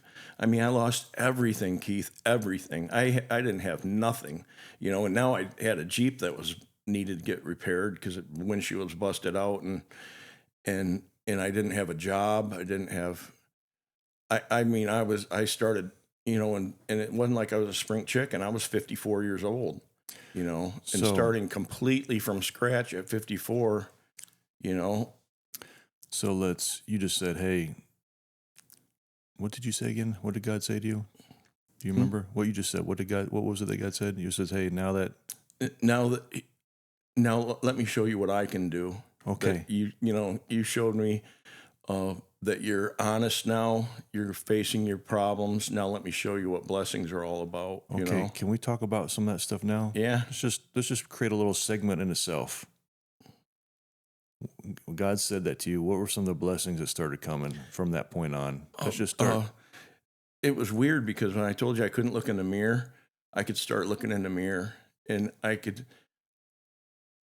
For years I was and I'm not feeling sorry for myself, but I was beating myself up, and I was feeling sorry for myself, and I didn't want friends. I didn't want anybody. I couldn't look anybody in the eye because I was too ashamed, and all that started melting away. We're social creatures. We're meant to be around other people. And I wasn't. I completely isolated myself. And addiction loves isolation. That's its ultimate goal, is because then all you want is it. You don't care about people. You don't care about your family. You care about your addiction. And so isolation is the worst thing an addict can do. You want to be around people. So and I started craving being around people again. So God gave you a community. Yeah. Yeah. What were some other things that he gave you? Well, then he pretty much showed me, alcohol and drugs took up most of my day. And now that was gone, I had to fill up my day somehow. Oh, wow. Okay. Wow. And so I was thinking, and God kind of threw it out there that, I enjoyed the gym. I always loved working out. And so I joined, that's when I joined Challenge Fitness and Charlevoix. I was like 165 pounds when I got out of treatment, and I was rough. I looked like I was 80 years old, because I had sagging skin all down. I looked like a mess. And I just started working out, and I started trying to eat, and God was blessing me every day. And it didn't happen overnight, but I could tell I was feeling stronger. And I still wasn't ready to get a job yet, because I was still, like I said, withdrawing major off of Suboxone. And I didn't get a job, I think, till almost 2 or 3 months after I was back, after I got out of jail. And but I had that check. Instead of using it to kill myself, I was using it to pay bills and help my parents out and pay for that treatment center in Indiana. And even though it didn't do, it got me off Suboxone, Right. even though all I was doing was planning my escape, it got me off Suboxone. And and I'm not kidding you. If it wasn't for being locked up, I would not have been able to do it. Wow. I wouldn't have been able to do it ever.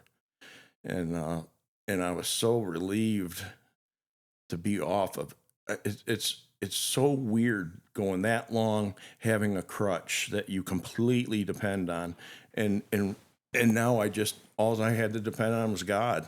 Wow. And life was so much better. I didn't go to bed wondering what did I do last night, man, did I make a fool of myself, did I talk to somebody on the phone, did I just finally acting like an adult. It took a long time, but man, and before you know it, weeks turn into months turn into years. And after the first year sober, at first I was terrified because I knew they were taking me off probation. I'd been on probation for a year. Oh. And so they were forcing me to do all these breathalyzers and so many meetings, and I thought, I was terrified. I was like, man, that was my safety net, and I thought, am I going to go back? And I didn't trust myself. And then I just started praying harder. Wow. And I didn't go back. I never, like I said, the compulsion was gone. Good. What was and I just had this thought, you basically walked around numb for the majority of your life. Yeah. Now that's out of your system, Christ did for you what you couldn't do for yourself, and now you begin to feel. Do you remember some of those? Do you remember what that was like? Yeah. As the alcohol and everything is dissipating out of your system, and now you're really feeling for the first time, in the way that you're supposed to feel. Can you speak to that at all? And I don't. It was you hit it again. It happened at an AA meeting, and all of a sudden, I just started bawling. I was telling a story, I started crying, and I was like, what the heck is going on here? I don't ever cry. And the person said, your feelings are coming back. Wow. Yeah. And they did. They flooded back. Really? Are you able to speak to that? It's just amazing. Like you said, you're numb for so long, and then your feelings start flooding in. And I was still living in shame for that year because, I had that, my family still hating me because I pretty much ruined our family. And so I was still ashamed. People are still writing things about me on Facebook, and I was so ashamed, I didn't want people to know who I was. And when I joined the gym, nobody knew that side of me, so it was like I was meeting all new people. You had a fresh start almost. Yeah, it was almost, and nobody, and I never spoke of it. And then I saw a guy there, Adam. He ended up becoming one of my best friends, and he's a kid, he was like 26 years old, and me and him started working out together. And then I'm at an AA meeting 2 nights later, and there's Adam sitting there at the table. Oh, wow. And I was like, I didn't know you were, and he was an addict, a recovered addict, and he was talking, and then after that, me and him just became, here he's my best friend, and he's younger than my son, Wow. and so we started working out together. He goes, he knew I didn't have a job, and he'd been at his place for like 5 years. He goes, Ted, we're looking for a guy really bad if you don't mind hard work. And I said, I love hard work, And so I got a job there, and I'm still there. Good. And it's just amazing how God, like I said, let me show you what I can do now. Yeah. You're living honestly, and it's so great to not have to lie anymore. I don't lie about anything. Even if it's going to hurt somebody's feelings, I'm going to tell them the truth. I'm going to say I'm sorry, but because lying, it's like anything else with me. If it's easy to do one time, I'm going to do it 100 times. And so the honesty and sobriety in God, it saved me, and now His blessings are abundant. It's amazing. I never in a million years would have thought it would have been this good. I'm happy for you. Thanks, bud. I'm happy for you. I'm glad you're here, and I'm glad that you're able to speak to this. Mm-hmm. I'm glad you're able to speak to this. I wish, who knows who's 20 years behind you? Like, who knows the you that's living this right now that's 20 years behind you that Right. needs to hear this, and this could be what it is to for God to speak to them or draw them. Who knows, you know? Yeah, I my advice to them is do it now. Don't put it off. Like I said, before you know it, 30 years are going to pass, and you're going to be still living in shame. You know, bite the bullet, go through the withdrawals, and enjoy life, man. That's what it's about. Is there any questions that I need to be asking you that I haven't asked you yet? Because I got two more. I got two more things I want to talk about. So in my mind, we're coming close to the end. All right. But I don't want to miss anything. I just want what I said about, you know, meeting them friends at the gym, you know, they became my family. Yeah.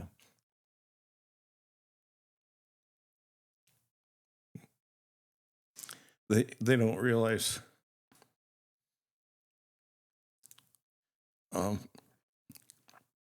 yeah, it was, you know, we even started calling it a gym family, you know, and yeah, it was just neat being part of something.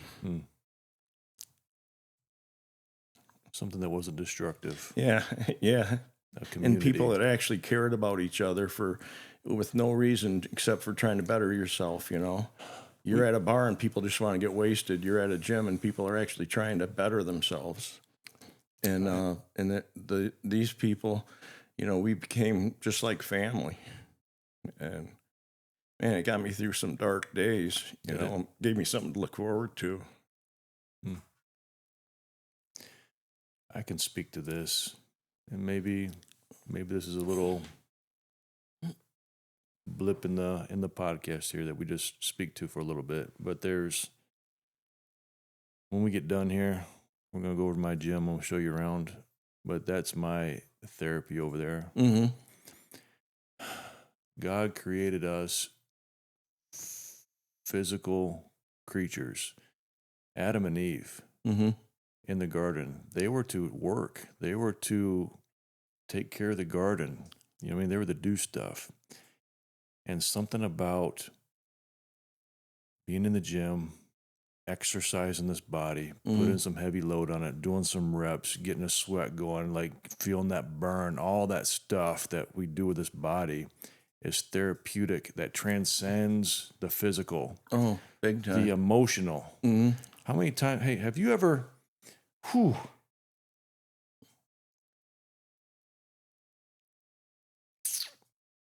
Have you ever been going through something emotionally draining? Mm-hmm.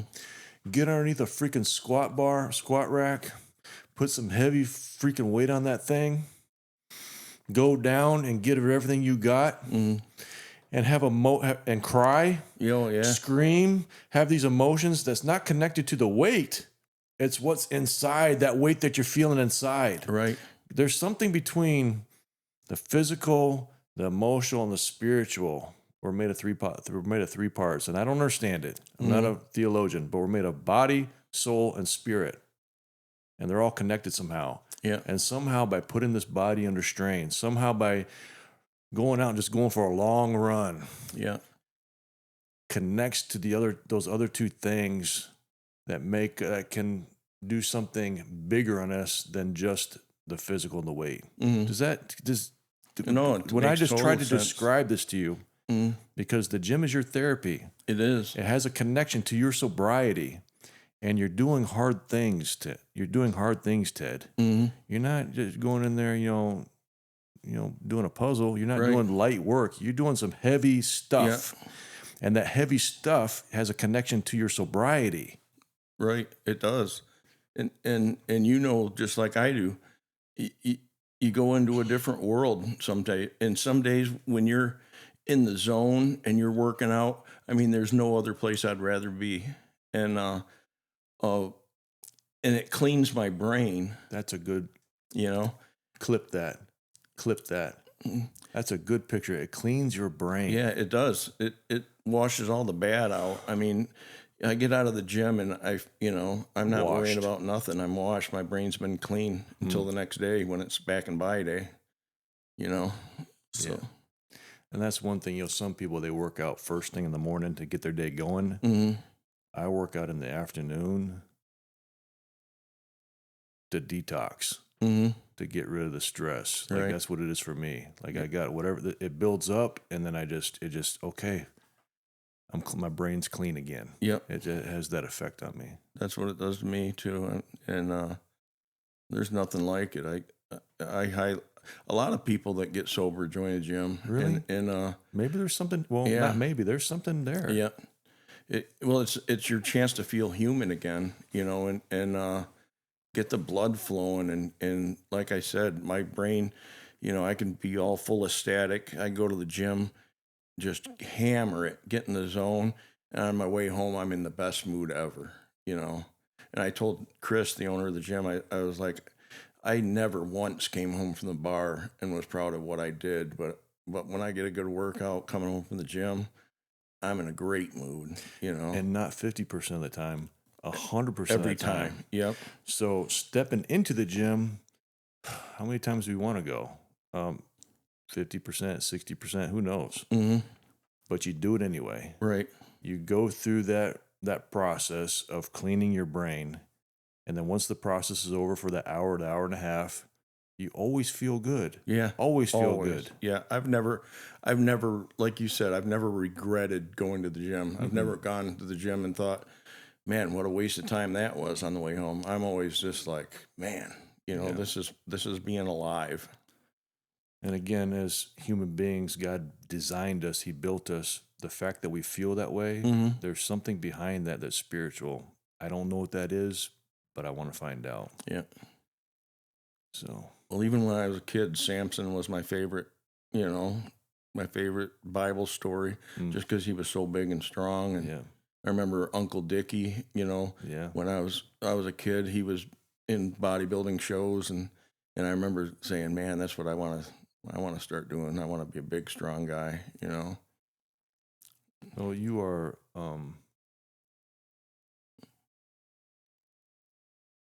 like a hero to me, because at 60-something years old, we've been through some stuff, but to still be getting after it, that makes me want to get after it. Yeah. Like how long can we do this for? Yeah. Here you are working second shift, Yeah.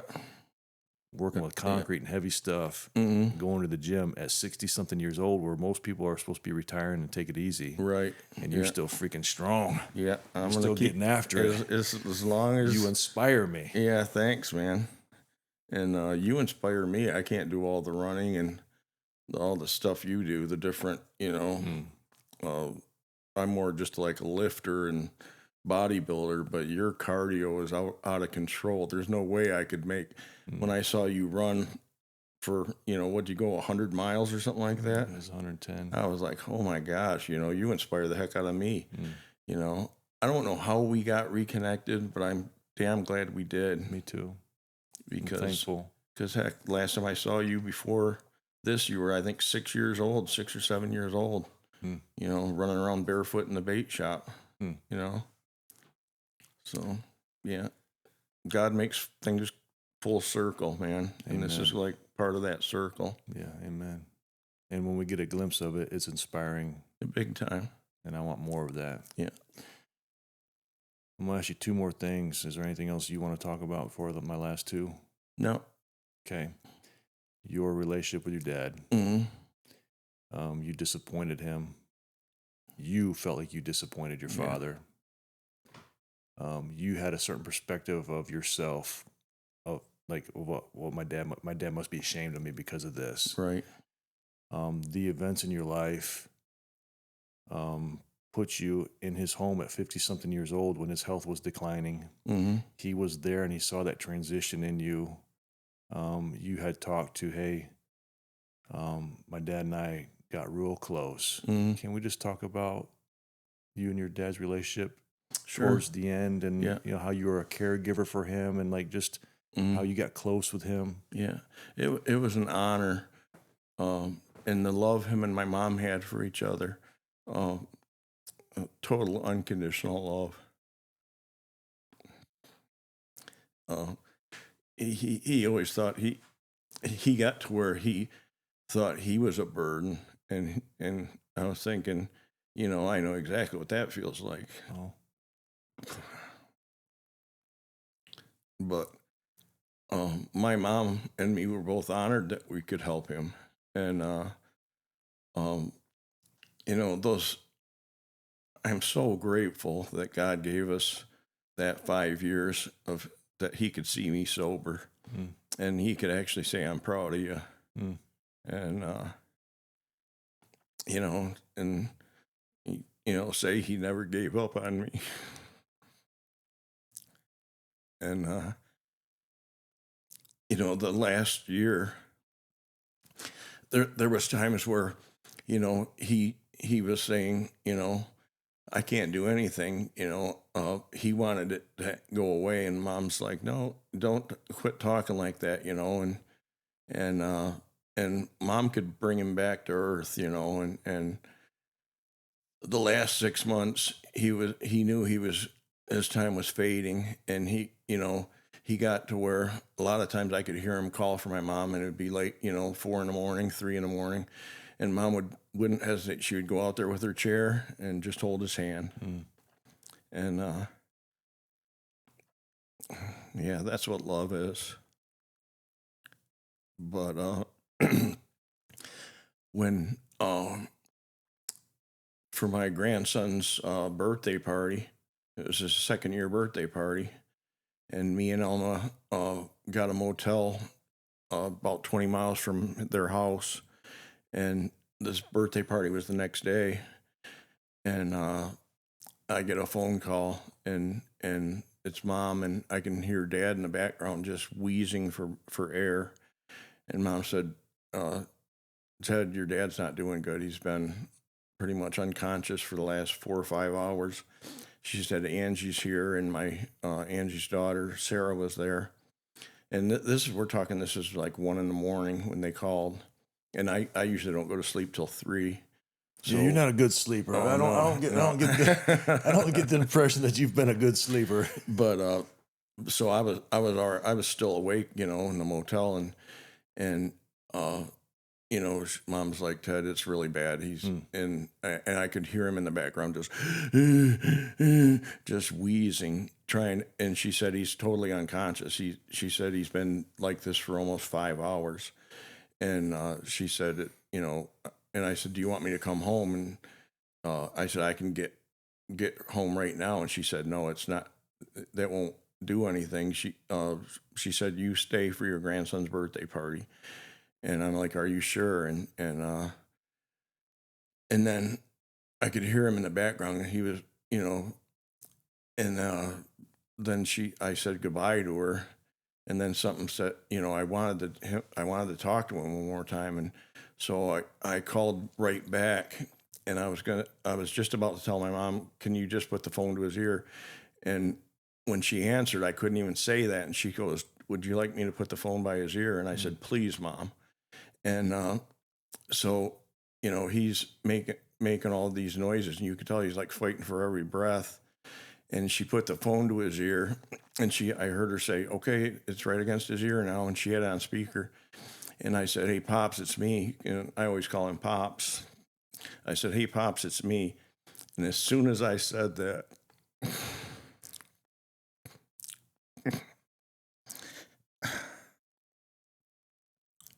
he stopped the breathing. I mean, he went completely quiet.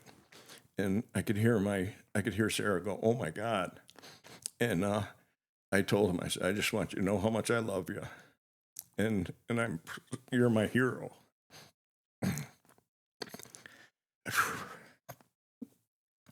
And he said, love you.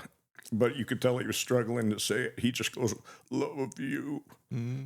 And 5 seconds later, back to the wheezing, and he was back out. But God gave me that. So many people say when people die, they wish they could say, I wish I could have said I love you one more time. I got that chance. You got your chance. Mm-hmm. And it was amazing. It was beautiful. So, my next question, just you got your chance.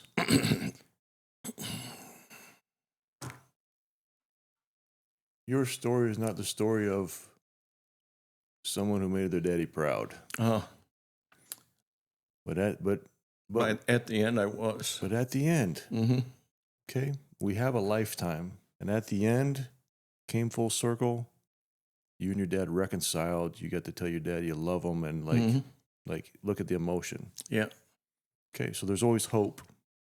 Now, yeah. now this is my next question.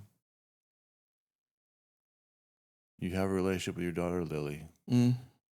That earlier you said you haven't spoke to her in 8 years. She's got she her wants nothing to do with me. She got her reasons for, and right. her reasons are justified. Her reasons are her reasons. Mm-hmm. But coming off of what you just said between you and your dad, there's hope with her too. Yeah.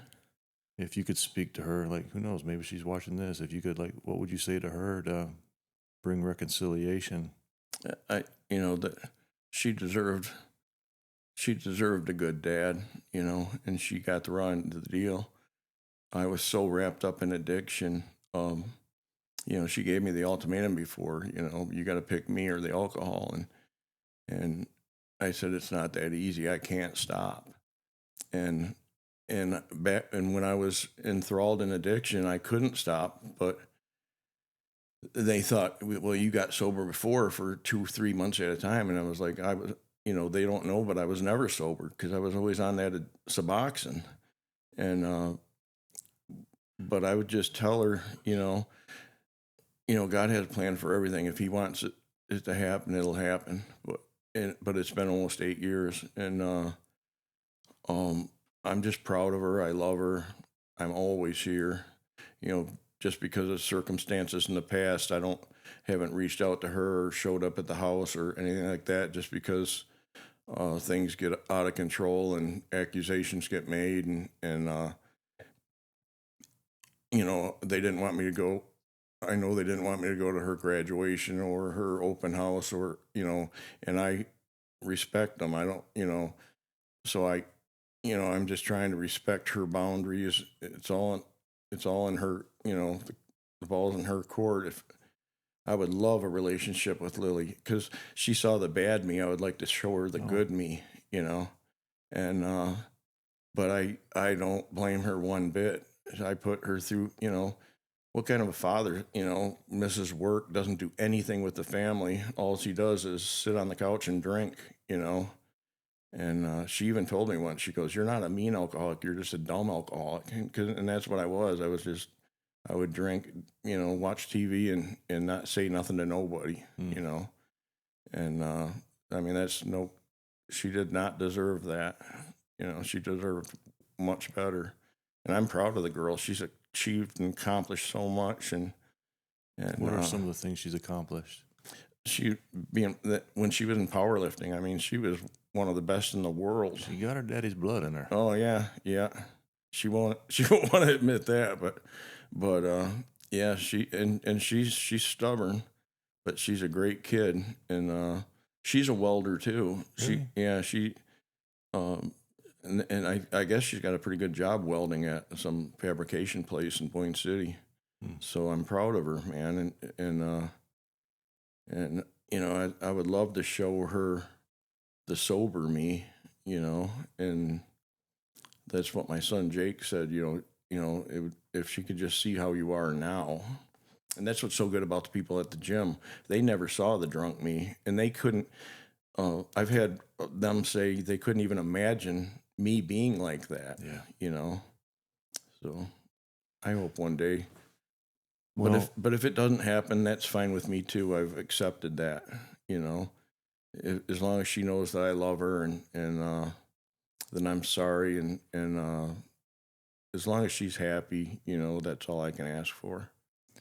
I'm gonna add you to my prayers. I'm gonna pray that you'd have reconciliation with her, and when it happens, we're gonna have you back on, and we're gonna talk about reconciliation. Yeah. We're going to talk about some good stuff. You think you're crying now? Wait till that podcast drops. Yeah, I can't believe how emotional I've gotten here, but those were some dark days, man. And like I said, my emotions are back now in full swing, and Wow. just going back to that and remembering what it was like. I just want people to, that are struggling and are in addiction, man, I completely gave up. I've been to 6 treatment centers. But man, it's never over, and if you just honestly let God take over, he'll fix it for you. But as long as you try to say, okay, well, you can do that part, but I'm going to do this part. No, you got to let him do the whole thing, or else it won't work. Do you mind if, when this podcast goes out, if people reach out to me, do you mind if I put them in contact with you? Have at it. I'd love to help. Okay, let's do it. Yeah. And they can call me at 2 a.m. if they want to, because I'm still awake. Well, brother, I love you, man. Yeah, I love you too, man. And, I'm glad we reconnected, man. I am too. Because what's it been, 30 years since I saw you? You say. I mean, you said I was 6 years old. Yeah. So we're going to get out of here. We're going to go over to my gym. And we're going to do some old man workouts. All right. We're going to do some old man workouts. As long as they don't involve squats. Let's get a couple of men. Come on. Let's get a couple of men. All right. That's Yeah, brother. okay.